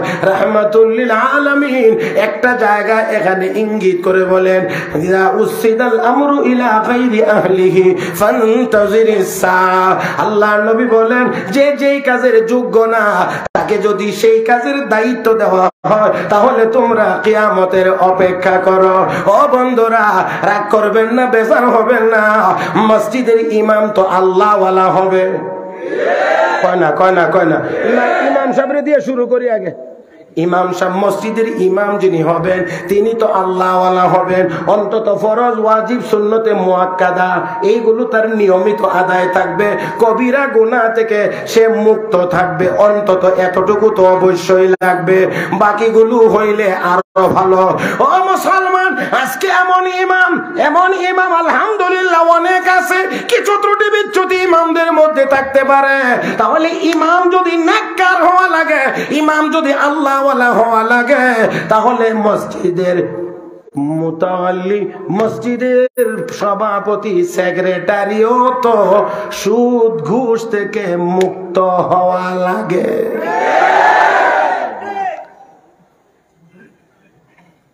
আল্লাহ এই ওয়াজ করলে আমার দাওয়াত দিত না, হ্যাঁ? কারণ সব সভাপতি, সেক্রেটারি, আল্লাহ মাফ করুন, যদি কেউ এরকম তাকে এই হুজুরে আর কোনো সময় দাওয়াত দেন যেত না। দিলে দেন, না দিলে না দেন, অসুবিধা নাই। মুহতারাম হাজিরিন, তবে আমাকে কথা বলার জন্য যেহেতু দাওয়াত দিয়েছেন, কথা বলতেই হবে। যদি কোরআন হাদিস মোতাবেক আমি সঠিক বলি তাহলে এখানে আর কোনো কথা চলবে না। বেঠিক বললে উলামা ইকরাম আছেন, আমাকে ভুল বললে আমি সংশোধন করে নেব ইনশাআল্লাহ। কথা বলেন ঠিক কিনা? মুহতারাম হাজিরিন, তাহলে আসুন যদি মসজিদের সভাপতি হয় ঘুষখোর আর সেক্রেটারি যদি হয় ঘুষখোর, তাহলে ওই মসজিদের ইমাম হক কথা বলতে গেলে একটু ঝামেলা হওয়াটাই স্বাভাবিক। আসেন, আল্লাহ কি বলছেন? আমানতকে তার হকদারের কাছে পৌঁছায় দাও। আমি আগেই বলছি, সব কথা সিরিয়ালি বললে আমার কথার মধ্যে দূরত্ব হয়ে যাবে। এই জন্য খুব সংক্ষেপে বলছি। এই আয়াত কেন নাজিল হয়েছে একটু একেবারে আমার দিকে তাকিয়ে। কষ্ট হচ্ছে বেশি? মোটামুটি 12টা তো কাছাকাছি। কইছিলাম যে 12টার মধ্যে শেষ করবো। এখন যদি শেষ করে নেই 12টার মধ্যে, তাহলে আপনারা অনেকেই কইবেন যে এই না শুরু, এখনই শেষ নেই। কথা বুঝেন না? কিন্তু আমার চেয়ারে বসায় রেখে মারান আব্দুল সালাম সব নিচে 25 মিনিট, মানে এটা হিসাবে ধরলে তো আমার আরো বেশি হয়। যাক, কারণ উনিও তো মসজিদের মতো কিছু কইতাম পারি না। তবে আলহামদুলিল্লাহ আলেম মানুষ, আল্লাহওয়ালা, বুজুর্গ মানুষ, আল্লাহ আরো বেশি নেককার বানায় দেন। মসজিদ মাদ্রাসার খেদমতের জন্য আল্লাহ কবুল করুন। মুহতারাম হাজিরিন, কেন আয়াত নাজিল হয়েছে? অনেক লম্বা কথাকে খুব সংক্ষেপ করে আমি বলার চেষ্টা করছি। যত বেশি মনোযোগী হবেন তত বেশি বুঝবেন বলে আমি আশা করছি। বিশ্বনবী রাহমাতুল লিল আলামিন, এই হুজুর জান কই না লরঞ্জিত না, একদম সুযোগই নেই আজকে। বাস আমার দিক বিশেষ জরুরত হলে তো যাওয়া লাগবে। এটা তো মহব্বতে একটু খোঁচা মারছি, কথা বুঝছেন না? এটা মহব্বতে, বিশেষ প্রয়োজনে যাওয়া লাগলে যাইবেন, সেটা ভিন্ন। মুহতারাম হাজরিন, আমার দিকে তাকান। নবীজি রাহমাতুল লিল আলামিন মুহাম্মদুর রাসূলুল্লাহ সাল্লাল্লাহু আলাইহি ওয়াসাল্লাম 13 বছর মক্কার জীবনে নবী কালেমার দাওয়াত দিয়েছেন। আর এই দাওয়াত দিতে গিয়ে নবী নির্যাতিত হয়েছেন। নির্যাতন সহ্য করেই নবী কালেমার দাওয়াত দিয়ে চলেছেন। আমার কথাটা বুঝলে উত্তর দিয়েন। নবী নির্যাতিত হয়েছেন, কিন্তু কালেমার দাওয়াত কি বন্ধ করেছেন? নির্যাতিত হয়েছেন, কালেমার দাওয়াত চালু ছিল। নির্যাতিত হয়েছেন, হক কথা নবী বলেই গিয়েছেন। নির্যাতিত হয়েছেন, দিনের দাওয়াত থেকে নবীকে কেউ ফিরাইতে পারে না। বিশ্ব নবী যেহেতু নির্যাতিত হয়েও কালেমার দাওয়াত দিয়েছেন, হকের আওয়াজ বন্ধ করেন নাই। মনে রাখবেন, কিয়ামত পর্যন্ত নবীর নায়েব উলামায়ে কেরামও নির্যাতিত হবে, কিন্তু হকের আওয়াজ কোনোদিন বন্ধ হবে না। নির্যাতিত হবে, হকের আওয়াজ বন্ধ হবে না। মুহতারাম হাজরিন, এই অবস্থার ভিতরে তৎকালীন সময়ে কাবাগরের চাবি যেই লোকটার হাতে থাকতো, এই লোকটার নাম ছিল উসমান ইবনে তলহা। এই ওসমান ইবনে তালহার কাছে আল্লাহর নবী একদিন গেলেন, খুব খেয়াল করে শুনলেন। নবী গিয়ে বলেন, ওসমান, আল্লাহর ঘরের ভিতরে গিয়ে একটু ইবাদত করতে আমার মনে চায়। নবীর মনে চায়, আপনাদের কি মনে চায় না? ও মুসলমান, নবী গিয়ে বললেন অত্যন্ত বিনয়ের সাথে, ও ওসমান, আল্লাহর ঘরটা একটু খুলে দাও, দরজাটা খুলে দাও, বা চাবিটা আমার কাছে দাও। আল্লাহর ঘরে গিয়ে একটু ইবাদত করতে আমার মনে চায়। ও মুসলমান, আমাদের মনে চাওয়া আর নবীর মনে চাওয়া কি সমান? নবী অত্যন্ত বিনয়ের সাথে বললেন। ওসমান ইবনে তালহা অত্যন্ত কর্কশ ভাষায় নবীকে জবাব দিয়ে বলেন, না না, আপনাকে আল্লাহর ঘরের চাবি দেওয়া যাবে না। আপনি মক্কায় এসে গন্ডগোল লাগাইছেন, বাবা আর ছেলের মধ্যে মিল নাই, ভাই ভাই মিল নাই, মা আর মেয়ের মধ্যে মিল নাই, এমন একটা পরিবেশ আপনি মক্কায় কায়েম করেছেন। আপনার কাছে আল্লাহর ঘরের চাবি দেওয়া যাবে না। রহমতের নবী আপনাদের জানা মতে দুনিয়াতে গন্ডগোল লাগানোর জন্যই এসেছিলেন। ও মুসলমান, নবী শান্তির স্থাপনের জন্য এসেছিলেন। ওয়া মা আরসালনাকা ইল্লা রাহমাতাল লিল আলামিন। নুন ওয়াল কলমি ওয়া মা ইয়াসতুরুন মা আনতা বিনি'মাতি রাব্বিকা বিমাজনুন ওয়া ইন্না লাকা লাআজরান গায়রা মামনুন ওয়া ইন্নাকা লাআলা খুলুকিন আযীম। এ মুসলমান, যার উপাধি রাহমাতুল লিল আলামিন, যার উপাধি খুলুক আযীম, যার চরিত্র মহান চরিত্র, এমন ব্যক্তি কখনোই গন্ডগোল লাগাইতে পারে না। আরো জোরে বলেন। এ মুসলমান, বিশ্বনবী রাহমাতুল লিল আলামিন, নবীর চরিত্র হলো খুলুক আযীম, এমন ব্যক্তি গন্ডগোল লাগাইতে পারে না। ও মুসলমান, নবীর নায়েব উলামায়ে কেরাম তারাও দুনিয়ার জমিনে দাঙ্গা হাঙ্গামা সৃষ্টি করে না। উলামায়ে কেরাম কোনদিন সন্ত্রাসী কর্মকাণ্ডে জড়িত হয় না, বরঞ্চ উলামায়ে কেরাম সদা সর্বদা জাতিকে শান্তির পথে আহ্বান করে। সব সময় শান্তির পথে, চুরি করবেন না, ডাকাতি করবেন না, এই করবেন না, এই অন্যায় করবেন না, ওই অন্যায় করবেন না, এই কথা তো আর কেউ কয় না। মুহতারাম হাজিরিন, আজকে মাদক কোন জায়গা পর্যন্ত গিয়ে পৌঁছেছে, আপনারা যারা একটু দুনিয়ার খোঁজ খবর রাখেন তারা একটু জানেন, ভালো করেই জানেন। মুহতারাম হাজিরিন, আগে মেয়ে বিয়ে দিতে গেলে খোঁজ নিত ছেলের লেখাপড়া কদ্দুর, আর এখন মেয়ে বিয়ে দেওয়ার সময় ছেলের কি যোগ্যতা আছে জিগাইবার সময় পয়লা নম্বরে জিগা নেশা টেশা করেনি। এরপরে আরো এত উপরে বলবার মতো সাহস আমার নাই, কারণ ঝামেলা আছে। কমু ভালো নিয়তে পরে ফেস লাগাই লয়ে যাবো আমার আরেক কানে। কারণ আমরা দেশে গেলাম, মানে ভালোটারে ভালো জায়গাতে লাগানোর চাইতে ফেস লাগাইবার লোক অনেক কয় না অনেক। কারণ কোরআন শরীফ আছে, ইয়া আইয়ুহাল্লাযীনা আমানু লা তাকরাবুস সালাহ, আসেনি কোরআন শরীফে? ইয়া আইয়ুহাল্লাযীনা আমানু লা তাকরাবুস সালাহ, হে ঈমানদারেরা নামাজের কাছে যাও না। জিগায় দেখেন উলামায়ে কেরাম আছেন, হাফেজ সাহেব আছেন, কোরআন শরীফে আসেনি আয়াত, ওদ্দুর কইব। এরপরে যে আছে সেটা কইতো না। আমি কথা বলবো 10 মিনিট, এটারে কাইটিয়া বানাইবো 1.5 মিনিট, বানায়া আমার 8.5 মিনিটকে বাদ দিয়া 1.5 মিনিট দিয়ে আমাকে দোষী বানানোর চেষ্টা করা হবে। কোরআনে আল্লাহ বলছেন, ইয়া আইয়ুহাল্লাযীনা আমানু লা তাকরাবুস সালাতা ওয়া আনতুম সুকারা, যখন মদ পান করে মাতাল হয়ে থাকো তখন নামাজের কাছে যাও না। কিন্তু এই আয়াতকে কাটছাট করে একদল ভণ্ডরা ব্যবহার করে মুরিদরে করে আল্লাহ কইছে নামাজের কাছেও যাও না। কথা বুঝেন নাই? মুহতারাম হাজিরিন, আমিও বিনয়ের সাথে বলছি কোরআনের আয়াতের কিছু অংশকে বাদ দিয়া কিছু অংশের তরজমা যদি শোনানো হয়, মানুষ যেমন বিভ্রান্ত হবে, উলামায়ে কেরামের আগে পিছের সব কথা না শোনায়া মাঝখান দিয়ে কদ্দুর কাট করে শোনাইলেও সমাজ বিভ্রান্ত হবে, মানুষের মধ্যে ভুল মেসেজ দিতে পারে। আল্লাহ আমাদেরকে বুঝার তৌফিক দান করুন, বলি আমিন। আল্লাহর নবী গিয়ে বলছেন অত্যন্ত বিনয়ের সাথে, ওসমান আল্লাহর ঘরের চাবিটা দাও, ভিতরে গিয়ে একটু ইবাদত করতে মনে চায়।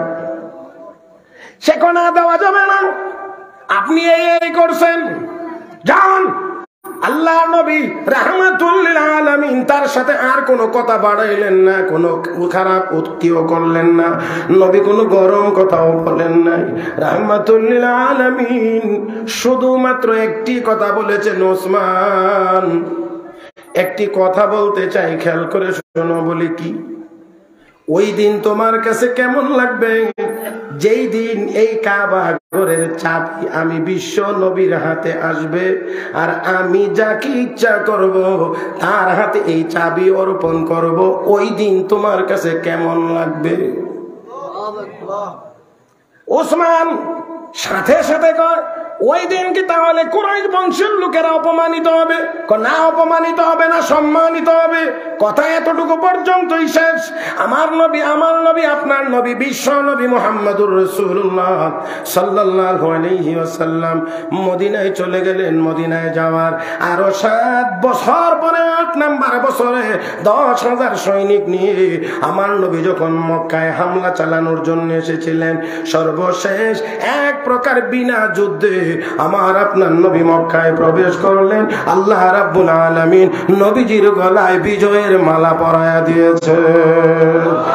ও মুসলমান, আমার নবী বিজয়ী, মক্কার মানুষ পরাজিত। 13 বছর মক্কায় আমার নবীর সাথে কেমন দুর্ব্যবহার হয়েছে করেছে তারা, তাদের কি স্মরণ নাই না আছে? এখন তারা বড় চিন্তিত, তারা বড় চিন্তিত। আজকে মুহাম্মদ বিজয়ী, আমরা পরাজিত। এত বছর যা অন্যায় অপরাধ করেছি, জুলুম করেছি তার উপরে, আজকে তো যদি প্রতিশোধ নেয় আমাদের একজনেরও উপায় থাকবে না। জন্য তারা বড় আতঙ্কিত।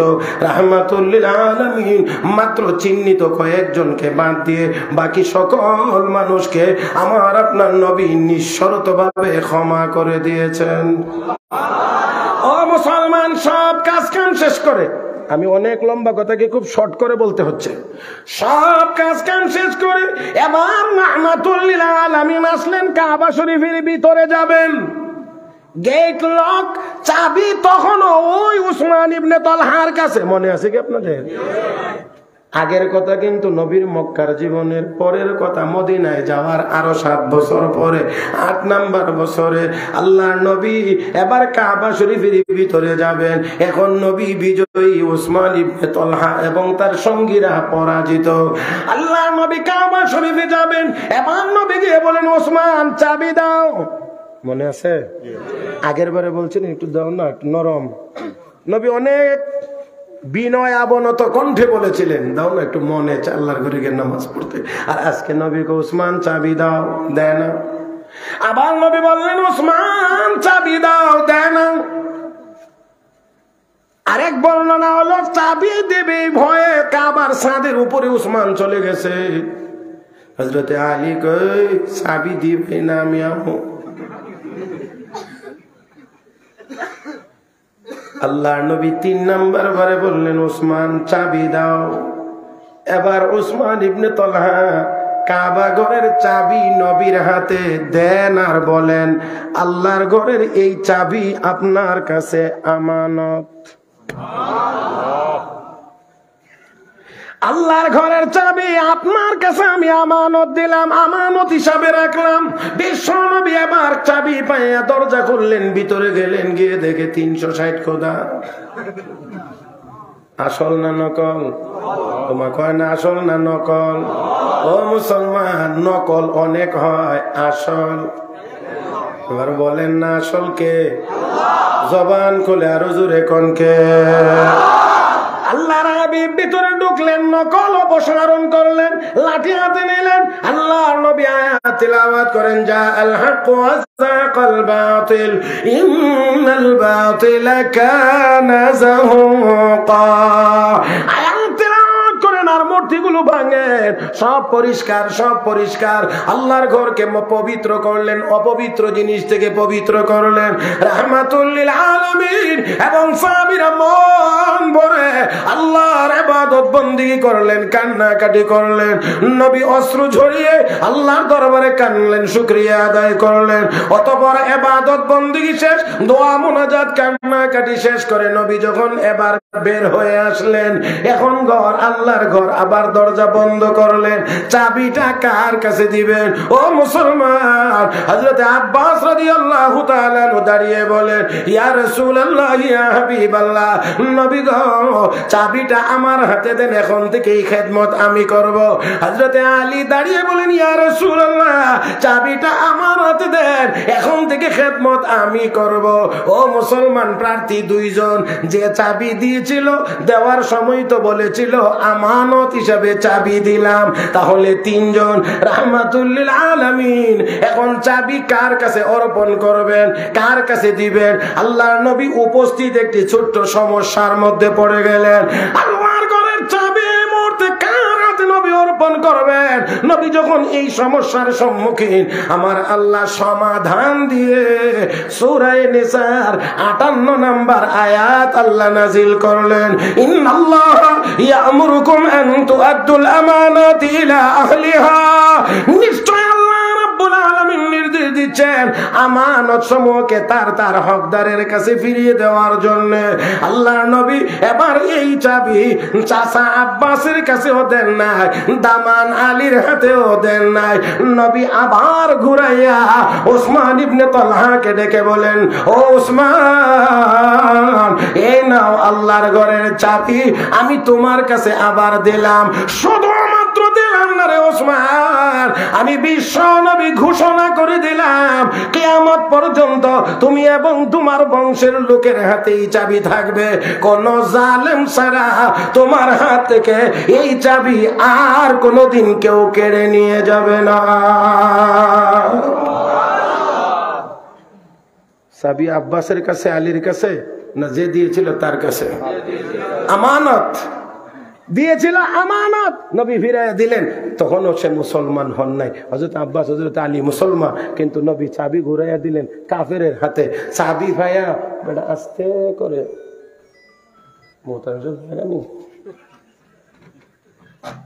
আস্তে করে চাবি নিয়ে রওনা। এমনি নবী আবার ডাকলেন, ওসমান জি শুনে যাও। আবার আসছে, জি কি বলতে চান?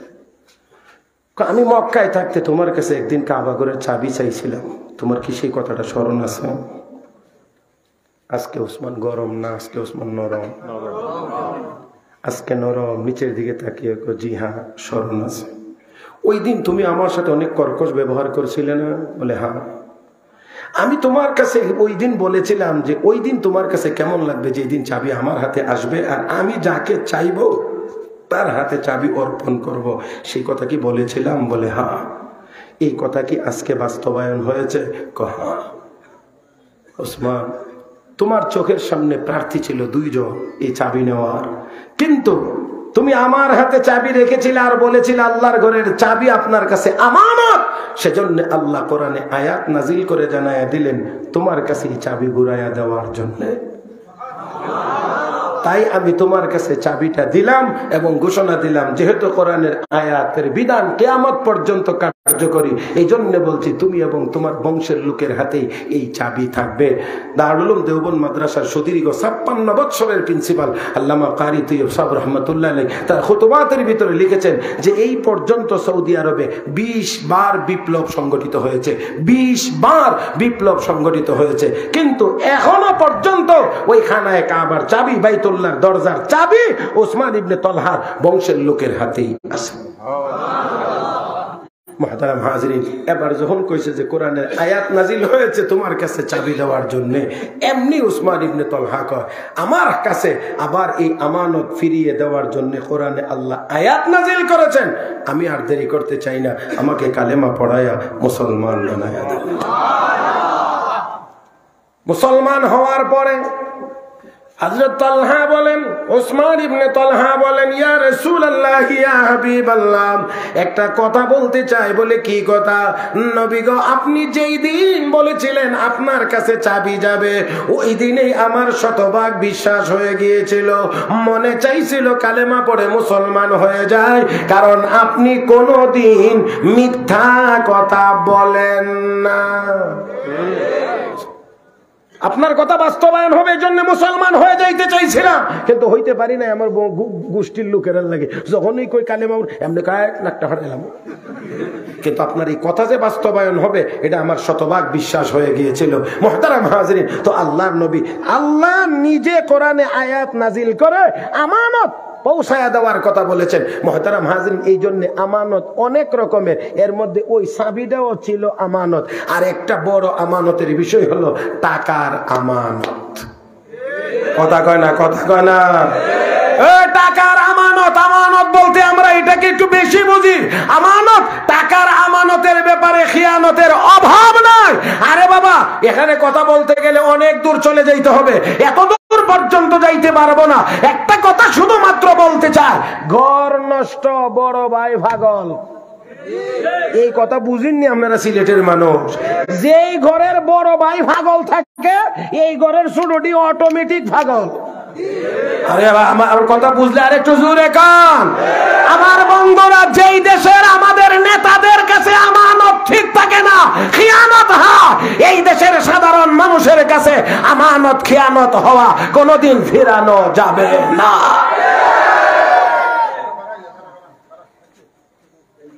আমার ভাইয়েরা, এই আমার দিক, আমি আর কথা লম্বা করবো না, আপনাদের ধৈর্যের সীমানা পার হবো না ইনশাআল্লাহ। মুহতারাম হাজিরিন, আল্লাহর নবীর সাহাবী, ওই আমার দিক, হযরত ওমর ফারুক রাদিয়াল্লাহু তাআলা আনহু। একটু একটু চিন্তা করে দেখেন, রাষ্ট্রের যাবতীয় সব ওনার কাছে আমানত। খেয়াল করেন, খেয়াল করেন। একদিন দুপুর বেলা রাস্তা দিয়ে হাঁটেন, দুপুর বেলা এখনো সৌদি আরবের মানুষ রাস্তায় বাইরে না, খুব কম, গরম। হযরত ওমর আমিরুল মুমিনিন রাস্তা দিয়ে হাঁটেন, ডাইনে বামে এমনি তাকান। এমনি তাকাইলে বোঝা যায় কিছু হারাইছে, তালাশ করতেছে। হযরত উসমান দেখে দৌড়ে আসলেন, আমিরুল মুমিনিন এভাবে এভাবে তাকাইতেছেন, মনে হয় কিছু হারাইছেন। কি হারাইছে? তালাশ করতেছেন। রাষ্ট্রীয় একটা উট, মানে জাকাতে উসুল হয়ে একটা উট আসছে, এই উটটা হারায় গেছে, এই জন্য তালাশ করতে আমি বেরিয়েছি। বুঝলে তো সুবহানাল্লাহ, একটু জোরে বলার কথা। রাষ্ট্রপ্রধান একটা উট তালাশ করার জন্য বের হয়েছে। হযরত উসমান আমিরুল মুমিনিন একজন গোলামকে পাঠিয়ে দিলে সে খোঁজাখুঁজি করে দেখতে পারতো না, একটু তাকে পাঠিয়ে দিলে হইতো। হযরত আমিরুল মুমিনিন হযরত ওমর ও উসমান, রাষ্ট্রের দায়িত্ব আল্লাহ কোনো গোলামকে দেয় নাই, আমি ওমরকে দিয়েছি। এই জন্যে জবাবদিহি আমাকে করতে হবে, এই জন্যে উটটা তালাশ করার জন্য আমি বের হয়েছি। ঠিক আছে, আপনি তালাশ করেন, তবে এখন প্রচন্ড রোদ, একটু আমার বাড়িতে রেস্ট নেন, একটু আরাম করেন, বিকালবেলা উটটা তালাশ করবেন। হযরত ওমর উসমান, তোমার বাড়িতে রেস্ট নিতে গিয়ে যদি উটটা নাগালের বাহিরে চলে যায়, উটটা যদি নাগালের বাহিরে চলে যায় আর বিকালে খোঁজ করে না পায়, আল্লাহর আদালতে জবাব দিতে পারবো না। আর জবাব না দিতে পারলে যদি আমার জাহান্নামের ফয়সালা হয়ে যায়, তাহলে জাহান্নামের আগুন তো এই সূর্যের তাপের চাইতে অনেক বেশি গরম।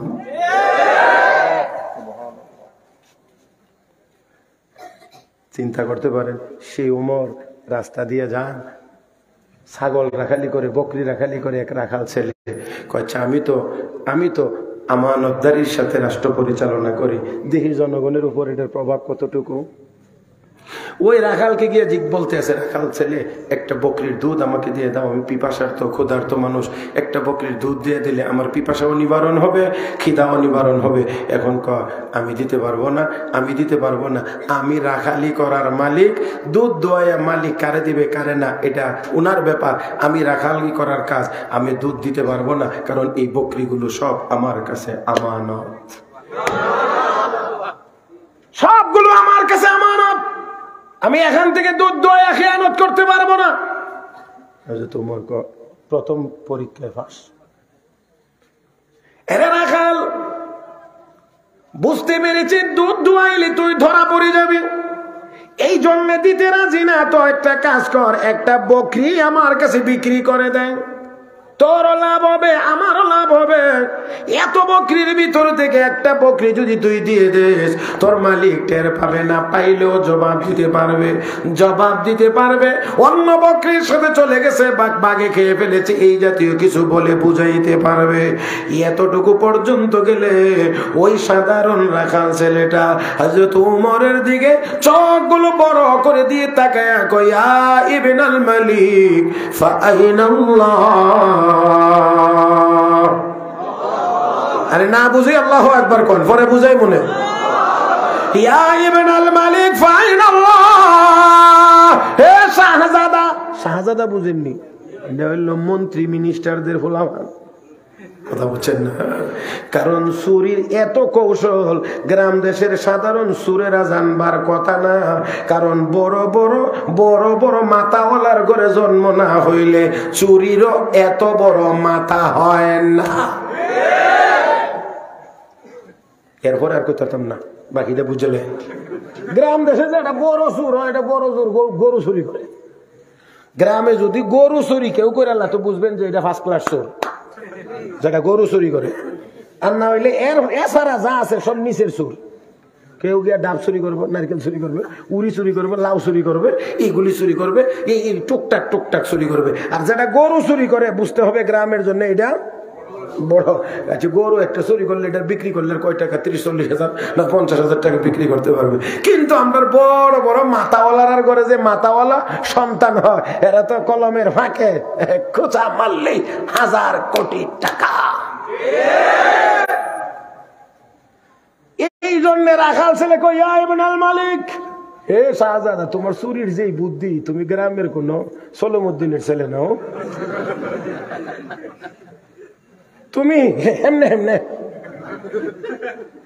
এই জন্য সম্বোধনটা করছে, ইয়া ইবনাল মালিক, হে শাহজাদা, ফাআইনাল্লাহ, তাহলে বলো আমার আল্লাহ কোথায়? দুনিয়ার মালিককে বোঝানো যাবে, এই বলে সেই বলে বুঝ দেওয়া যাবে, কিন্তু আমার আল্লাহকে কি বলে বোঝানো যাবে? তার মানে আল্লাহকে বোঝানো সম্ভব হবে।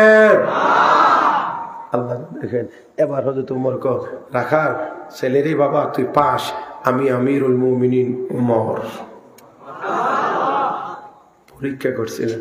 এই জন্য ওই যে উমর হারানো উট তালাশ করার জন্য নিজে বাইরে হয়ে গেছে আমানতের রক্ষার জন্য, কারণ আমার রাষ্ট্র আমার কাছে আমানত। এই জন্য রাখাল ছেলে দুধও দিতে রাজি হয় না, বকরিও চুরি করে বিক্রি করতে রাজি হয় না। আমরা মাশাআল্লাহ উল্টাটা, যেহেতু আমরার উপরে দিয়েও এই কাম চলে, এই জন্য গোড়া দিয়া নিচে দিয়ে আল্লাহর রহমতে আমরার মসজিদে জুতা চুরিও চলে।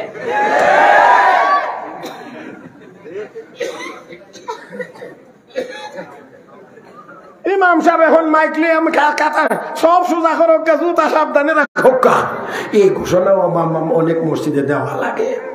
কথা বুঝাইতে পারছি কিনা জানি না, বুঝতে পেরেছেন আপনারা? আল্লাহ আমাদেরকে সহি বুঝ দান করো, জোরে বলি আমিন, আরো জোরে বলি।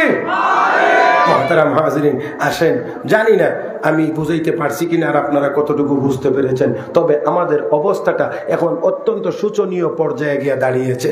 একটা তো হলো, হুজুর আমার কাছে টাকা রাখছিলেন, আমি হুজুরের টাকা দেই নাই, মাইরা দিছি।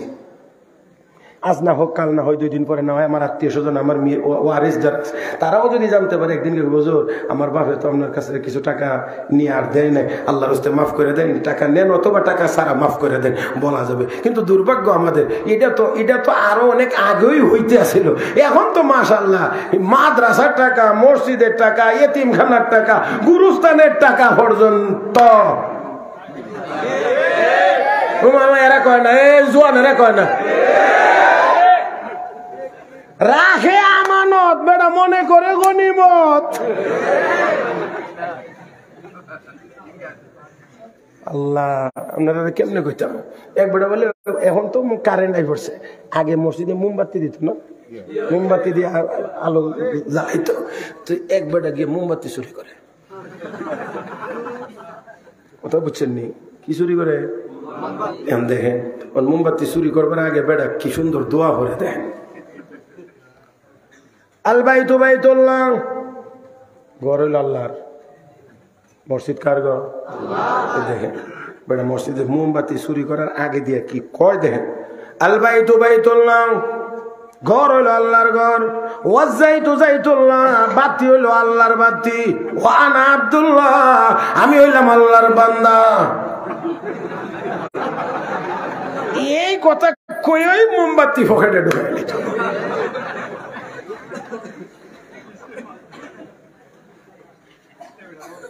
ঘর আল্লাহর, বাতিও আল্লাহর, বান্দাও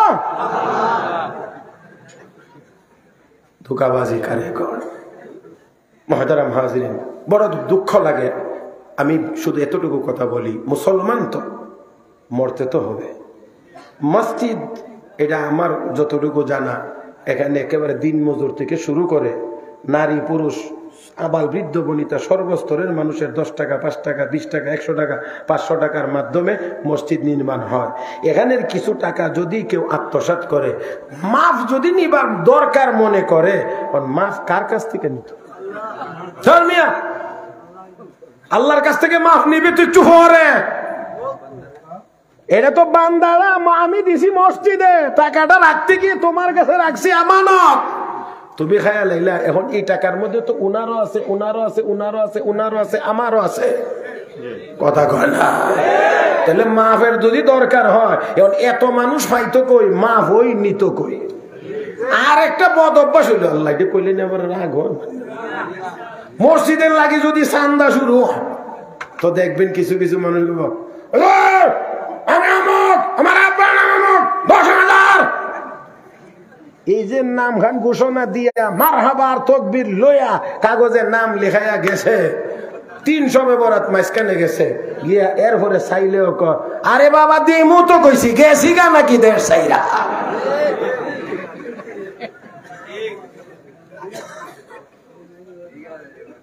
কথা কয় না, কথা কয় না। আরে ভাই আমার যে বিষয় দিছে, আমার কথা তো এডি তো আজকের কথা তো মিডা লাগতো না, একটু তিতাওই লাগবো, কারণ এছাড়া আমার আর কিছু বলার নাই। মুহতারাম হাজিরিন, এই ধোঁকাবাজি আল্লাহ ভালো করেই জানে। জোরে কোন ঠিক কিনা? আরো জোরে বলেন। মুহতারাম হাজিরিন, এই ওয়াদা যারা ওয়াদা করার সময় নিয়ত করে আমি আর কোনোদিন দেব না, এটা হলো মুনাফিকের লক্ষণ। আমি হাদিস পড়েছিলাম সাথে, আয়াতুল মুনাফিক সালাস, ইযা হাদাসা কাযাবা ওয়া ইযা ওয়াদা আখলাফা ওয়া ইযা তুমিনা খানা। রহমতের নবী বলেন, উম্মত মুনাফিকের আলামত হলো 3টা। কথা বলবি তো মিথ্যা বলে, যদি ওয়াদা করে তো ওয়াদা খেলাফ করে, যদি আমানত রাখা তাহলে আমানতের খিয়ানত করে। ও বন্ধুরা, ওয়াদা খেলাফ করার বদ অভ্যাস আমাদের মধ্যে নাই না আছে? ও মুসলমান, অভাব নাই, অভাব নাই, অভাব নাই। আমি সব আপনাদের সামনে তুলে ধরতে পারবো না, শুধুমাত্র একটা নমুনা দেখাইছি। ওয়াজ মাহফিলে চান্দা, তাফসীর মাহফিলে চান্দা, মসজিদের জন্য চান্দা, মাদ্রাসার জন্য চান্দা, বড় অ্যামাউন্টটা প্রথমে দিয়া মারহাবা, এরপরে আর খবর থাকে না, ফোন করলেও ফোন ধরে। আমার ভাইয়েরা, শুধুমাত্র তা না, দোকান থেকে বাকি আনছে, আগামী মঙ্গলবারে দিয়ে দেব। এই মঙ্গলবার আর 2023 সালের ভিতরে আসে না। হ্যাঁ, আল্লাহ একটা হাসির গল্প কমনি, হুজুর অনুমতি দিছে।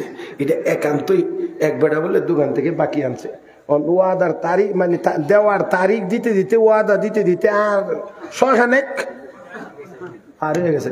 হে বেটা, ও বাবা রে বাবা, কত ফিসলা দেখলাম, 22 মাস ফিসলা, এই মাস ফিসলা, ওই মাস ফিসলা, হে দিহি আরো বড় ফিসলা। বেটা কয় না দিলে দিল, না দিলে নাই, আর হুনও দেয় না। এখন বেটা এই দিক দিয়ে যায়ও না।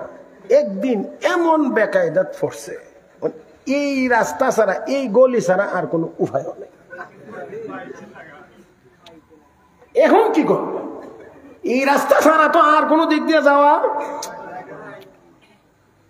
কি করবে? রিক্সাওয়ালারে ধরছে, ঠিক করছে, ঠিক রে বাতি যা, আমি ওখানে যাও, তোর ভাড়া কত? কোসা 20 টাকা। কোসা তোর দিব 30 টাকা। কোসা কোন কি কেন 10 টাকা বেশি? আমি একটা জায়গায় গিয়ে খালি এরকম একটা সিগন্যাল দেবো, তখন আর তুই আস্তে চালাইতে পারবি না, বৈশাও চালাইতে পারবি না, দাঁড়ায় যাবি না। যদ্দূর জোরে ফারস অদ্দূর জোরে চালাইয়া যাইবে। এরপরে আমি আবার সিগন্যাল দেব, তখন বুঝবে যে ওই এলাকা ফার।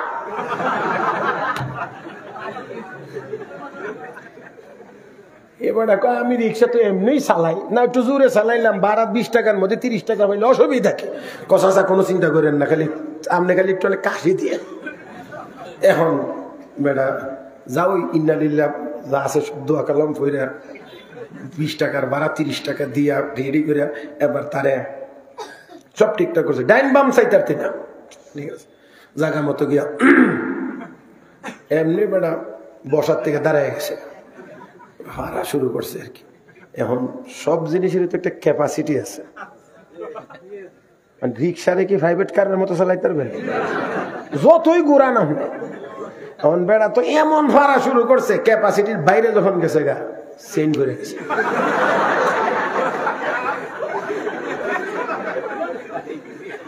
এত স্পিডের মধ্যে চেঞ্জ হয়ে গেলে হে বেড়া হয়তো তাড়াতাড়ি ব্রেকে টান দেয় না, ব্রেক ছিঁড়ে যাবো, একটু গতিটা কমলে এনে গিয়ে ব্রেকে টান দিত। এখন একটু গতিটা কমছে পরে যখন ব্রেকে টান দিছে গিয়া আল্লাহর রহমতে ওই সাঁটার বরাবর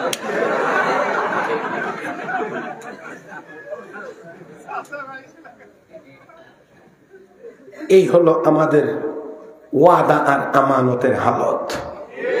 আর জোরে কান, শুধু হাসার জন্য বলি নাই, সেই ব্যক্তিকে এরকম 1-2 জনেই কয় না, 1-2 জনেই খুঁজলে কি আমার আপনার আশেপাশে এমন লোক পাওয়া যাবে না? আরে মিয়া এরা আমি দেখবেন মসজিদে গিয়ে বড় গলায় কথা বলতে চায়, কথায় কথায় ইমামের উপরে ইমামের দিকে চোখ রাঙ্গায়, মুয়াজ্জিনের দিকে চোখ রাঙ্গায়, বাপ সাহেব বোঝায়। সাবধান হয়ে যান মুহতারাম হাজিরিন। ধোঁকাবাজি দুনিয়াতে করা যাবে, কিন্তু আল্লাহর আদালতে ঠিকই ধরা পড়তে হবে। একখান হাদিসের কথা বলি এবার, খুব গুরুত্ব সহকারে শোনেন। আল্লাহর রাসূল সাহাবায়ে কেরামকে একদিন বলছে, সাহাবীরা তোমরা কি জানো আমার উম্মতের মধ্যে সবচেয়ে দরিদ্র মানুষ কোনটা? কে সবচেয়ে দরিদ্র? সাহাবীরা বলেন, ইয়া রাসূলুল্লাহ, ইয়া হাবিবাল্লাহ, যার টাকা পয়সা নাই তাকেই তো জানি আমরা সে দরিদ্র। নবী আমার ডাক দিয়ে বলেন, না রে সাহাবীরা, যার টাকা পয়সা নাই সেই দরিদ্র না, আমার উম্মতের মধ্যে ওই লোকটাই হলো বড় দরিদ্র, যে হাসরের ময়দানে নামাজ নিয়ে হাসরের মাঠে উঠবে, রোজা নিয়ে উঠবে, হজ নিয়ে উঠবে, যাকাত নিয়ে উঠবে, অনেক ইবাদত বন্দেগীর অনেক সওয়াব নিয়ে আল্লাহর দরবারে হাজির হবে, কিন্তু সাথে সাথে এই ব্যক্তির কিছু টাকা মেরে খেয়ে রাখছে। অমুকের দোকান বাকি দেয় নাই, অমুকের এমনে ঠগাইছিল, দুনিয়ার জীবনে তার শক্তি ছিল সেই জন্য তার সামনে এসে কেউ চায় নাই, চাইতে পারে নাই, কিন্তু হাসরের দিন সবাই গিয়ে বলবে, আল্লাহ আজকে তোমার ইনসাফের আদালত কায়েম হয়েছে। আল্লাহর আদালতে বেইনসাফি হবে? আল্লাহর আদালত ইনসাফের আদালত। ও মালিক, আজকে আমরা তার কাছ থেকে পাওনা চাই। এবার আল্লাহ বলবেন, তুমি তোমার পাওনা পরিশোধ করো। পাওনা পরিশোধ করবে কি দিয়ে? ও মুসলমান, দুনিয়াতে আমাদের দেশে বাংলাদেশে টাকা, ইন্ডিয়াতে গেলে রুপি, পাকিস্তান গেলে রুপিয়া, সৌদি আরব গেলে হয়ে যায় কোন রিয়াল। ও বন্ধুরা, কুয়েতে গেলে হয়ে যায় দিনার, মালয়েশিয়ায় গেলে হয়ে যায় রিঙ্গিত, আপনাদের লন্ডনে গেলে হয় পাউন্ড, আমেরিকায় গেলে হয় ডলার। এক কথাই হলো কারেন্সি, টাকার বিনিময়ে আমরা ঋণ পরিশোধ করব। কিন্তু কবর জগতে, হাসর জগতের একটু কারেন্সির নাম হলো সওয়াব বা নেকি। ওইখানে টাকা চলবে না, পাউন্ড চলবে না, ডলার চলবে না। এখন ঋণ পরিশোধ করতে গেলে তাকে সওয়াব দিতে হবে। এবার নামাজের সওয়াব শেষ, রোজার সওয়াব শেষ, হজের সওয়াব শেষ, যাকাতের সওয়াব শেষ, তেলাওয়াতের সওয়াব শেষ, কিন্তু পাওনাদার এখনো শেষ হয় নাই। আল্লাহ রাব্বুল আলামিন বলবেন তোমার ভান্ডারের সওয়াব যেহেতু শেষ, এখন পাওনা কেমনে পরিশোধ করবা? তুমি তো আর দিতে পারবা না। তবে একটা কাজ করো, ওই পাওনাদারদের আমলনামায় যে গুনাহ আছে, এই গুনাহগুলো এখন তোমার মাথায় নাও। এই গুনার বোঝা নিয়ে তুমি এবার জাহান্নামে আগুনে প্রবেশ করো। আল্লাহর নবী বলেন এই অবস্থাটা যার হবে সে হলো আমার উম্মতের সবচেয়ে বড় দরিদ্র। একটু আওয়াজ করে আপনাদের কাছ থেকে জানতে চাই, আপনারা কি এমন দরিদ্র? আমরা কি এমন দরিদ্র? কেউ হইতে চাই? আরো জোরে না। ও মুসলমান, তাহলে আসুন আমাদের ওয়াদাও রক্ষা করতে হবে, আমানত রক্ষা করতে হবে। জোরে কণ্ঠে কেনা আমার বন্ধুরা, আমি শেষ পর্যায়ে একেবারে শেষ দিকের কথা বলতে চাই। তিনটা কথা মাত্র বলবো, লক্ষ্য করে দেখেন। এক নাম্বার, আমার নবীকে মারবার জন্য কাফের বেঈমানরা বাড়ি ঘেরাও করেছিল। আল্লাহর নবী হযরতে আলীকে ডাকলেন, আলী আমার বিছানায় শুয়ে পড়ো, আমি আল্লাহর নির্দেশে হিজরত করে মদিনায় চলে যাব। আল্লাহর নবী কেন আলীকে রেখেছিলেন? নবী আলীকে বলেন, আলী যদিও তারা আমাকে মারবার জন্য এসেছে, কিন্তু অমুকের ছেলে অমুক, তার কিছু টাকা আমার কাছে আমানত। অমুকের ছেলে অমুক, তার এত টাকা আমার কাছে আমানত। অমুকের ছেলে অমুক, তার এত টাকা আমার কাছে আমানত। আমি যদি এখন চলে যাই, তোমাকে যদি রেখে না যায়, কালকে তারা অপপ্রচার করবে আমি তাদের আমানত মেরে চলে গিয়েছি। এই জন্য আলী টাকাগুলো বুঝে রাখো, তাদের টাকা আমানত তাদের কাছে পৌঁছাইয়া তারপরে তুমি মদিনায় যাবে। আল্লাহু আকবার। নবী রাখছিলেন। আমরা তো মহব্বত পর্যন্ত বলি, পরের অংশটা বলি না। নবী হযরত আলীকে কেন রেখেছিলেন? নবী আলীকে রেখেছিলেন, আলী অমুক অমুকের টাকা এখনো আমার কাছে আমানত। আমরা তো ভালো দিনে হাওলাত দিলে ফেরত পাওয়া যায় না। আর যদি আমারে মারবার লাগে এই তো বাড়ি ঘেরাও, আর এমন 10-15 জনের টাকা আমার কাছে থাকতো, মনে মনে টুট মুখ কামড়ে গেলাম, বাতিজার হুতায় নিতে না।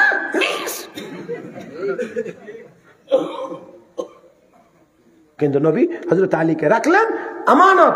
এই বুঝো, এদের এত এত এত এত টাকা, এই টাকাগুলো আগামীকাল পৌঁছিয়ে দিয়ে তারপরে তুমি মদিনার দিকে পা বাড়াইবা, তারপরে হিজরত করবা। তাহলে বুঝলেন বিশ্ব নবী আমানতকে কতটুকু পরিমাণ গুরুত্ব দিয়েছিলেন। মুহতারাম হাজিরিন, নবীর ইন্তেকালের সময় যখন ঘনিয়ে এসেছে, বড় কথা বলবো না, ছোট্ট করে দুটা কথা। প্রথম নম্বরে আল্লাহর নবী ডাকলেন নবীর চাচা হযরত আব্বাস রাদিয়াল্লাহু তাআলা আনহুর ছেলে, নবীর চাচাতো ভাই আইনাল ফজল ইবনে আব্বাস।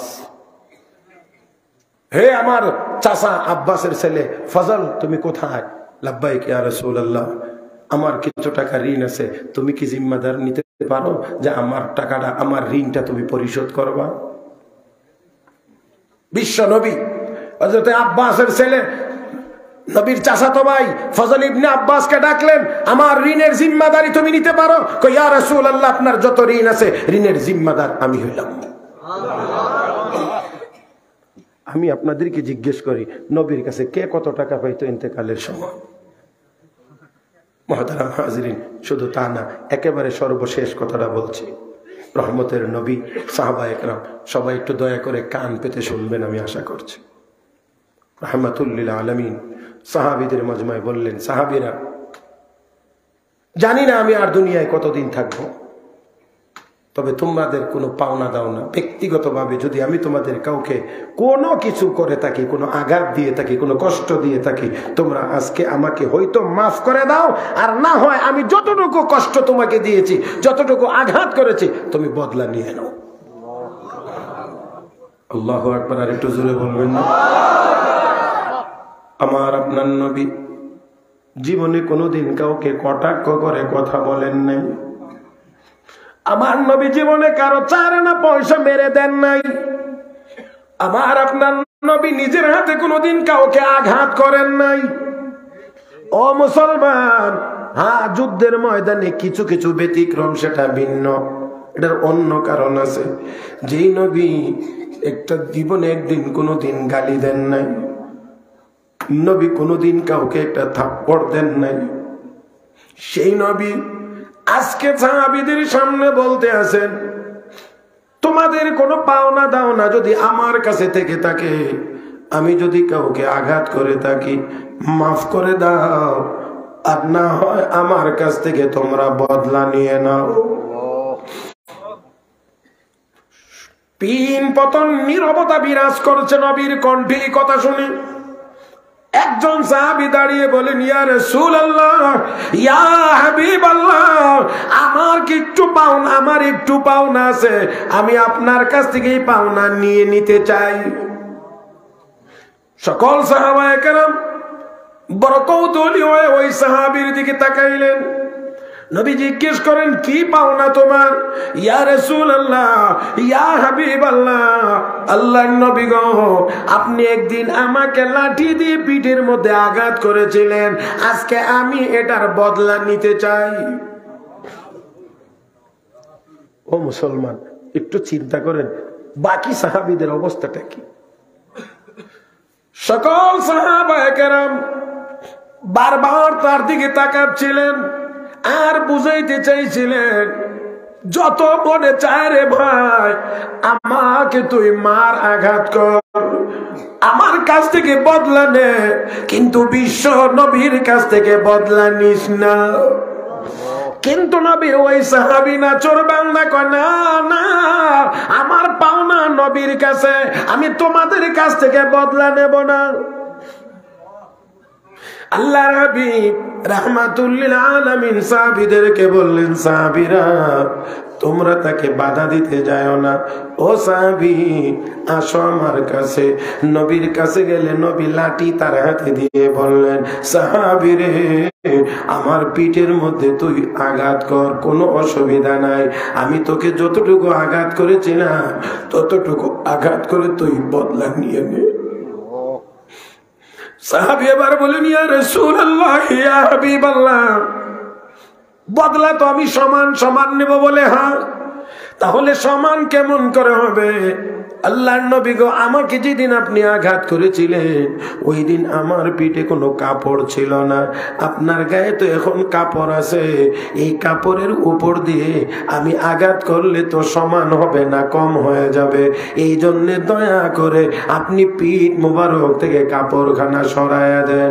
সাহাবায়ে কেরাম তখনও বুঝে উঠতে পারছিলেন না, মনে হচ্ছিল যেন কলিজা ফেটে যাবে, বিশ্ব নবীর পিঠে আঘাত করবে, আবার আবার বলে কাপড় উঠায়া দিতে হবে। আল্লাহ নবী বললেন, ঠিক আছে। পিঠ মুবারক থেকে যখন কাপড়খানা উঠাইলেন, সাহাবী এবার লাঠি সোটা ফেলে দিয়ে দৌড়িয়ে গিয়ে আমার নবীর পিঠ মুবারকের মোহরে নবুয়তের মধ্যে চুমা খাইতে আরম্ভ করেছে। নবীর সাহাবী বারবার চুমু খাইতে আরম্ভ করেছেন। ডাক দিয়ে বলেন, ইয়া রাসূলুল্লাহ, ইয়া হাবিবাল্লাহ, আমি বুঝতে পেরেছি আপনি মনে হয় আর বেশি দিন দুনিয়ায় থাকবেন না, এই জন্য আজকে যেহেতু একটা সুযোগ এসেছে, আমি এই সুযোগটাকে কাজে লাগাইয়া আমি আমার জীবনের শেষবারের মতো আপনার মোহরে নবুয়তে একটু চুমুকে আমার ঠোঁটকে দণ্ড করলাম। আমার নবী ডাক দিয়ে কয়, সাহাবী রে, চুমু খাইলি তো না, আল্লাহর জাহান্নাম তোর উপরে হারাম হয়ে গিয়েছে। ও মুসলমান, বিশ্ব নবী জীবনের শেষ মুহূর্ত পর্যন্ত সবার কাছ থেকে পরিষ্কার হয়ে যাওয়ার জন্য নবী বলছিলেন, আমার কাছে কারো কিছু পাওনা দাওনা থাকলে নিয়ে যাও, আমার কাছ থেকে বদলা নিতে চাইলে বদলা নিয়ে নাও। আমার ভাইয়েরা, সেই নবী আমাকে আপনাকে এই শিক্ষাই দিয়ে গেছেন, কথা বলবা, সত্য কথা বলবা, ওয়াদা করবা তো ওয়াদা ঠিক রাখবা, আমানত তোমার কাছে তো খিয়ানত করবা না, যথাযথভাবে আমানত তার হকদারের কাছে আবার ফিরিয়ে দেবা। মুহতারাম হাজরিন, তাই আসুন, ইহকালীন কল্যাণ, পরকালীন মুক্তি যদি আমাদের পেতে হয় তাহলে অবশ্যই আমানতের রক্ষা করতে হবে, ওয়াদা রক্ষা করতে হবে, সত্য কথা আমাদেরকে বলতে হবে। হবে। মুহতারাম হাজরিন, পবিত্র রমজান মাস, কোরআন নাজিলের এই মাসে কোরআনের আলোকে আমরা যে কয়েকটি কথা বলেছি এবং শুনেছি, ভুলভ্রান্তি হয়ে থাকলে আল্লাহ যেন মাফ করে দেন। আমলযোগ্য কথাগুলোর উপরে আল্লাহ যেন আমাদেরকে আমলের তৌফিক দান করেন। সবাই মহব্বতের সাথে বলি আমিন। মুহতারাম হাজরিন, মাদারা মাধবপুর ইসলামী যুব সমাজের ভাইদেরকে আন্তরিক অভিনন্দন জানাই। তারা এই রমজান মাসে এই সুন্দর আয়োজন আজ 18 বছর যাবৎ করে আসতেছেন। ভবিষ্যতেও যেন তারা এই কাজ করেন। তাদেরকে আপনারা উৎসাহ দিবেন, সাহায্য সহযোগিতা লাগলে তাদেরকে সাহায্য সহযোগিতা করবেন। সর্বোপরি তাদের জন্য সবসময় দোয়া করবেন, আল্লাহ যেন তাদেরকে নেক কাজের মধ্যে লাগায় রাখেন এবং তাদের এই নেক কাজগুলোকে আল্লাহ যেন কবুল করেন।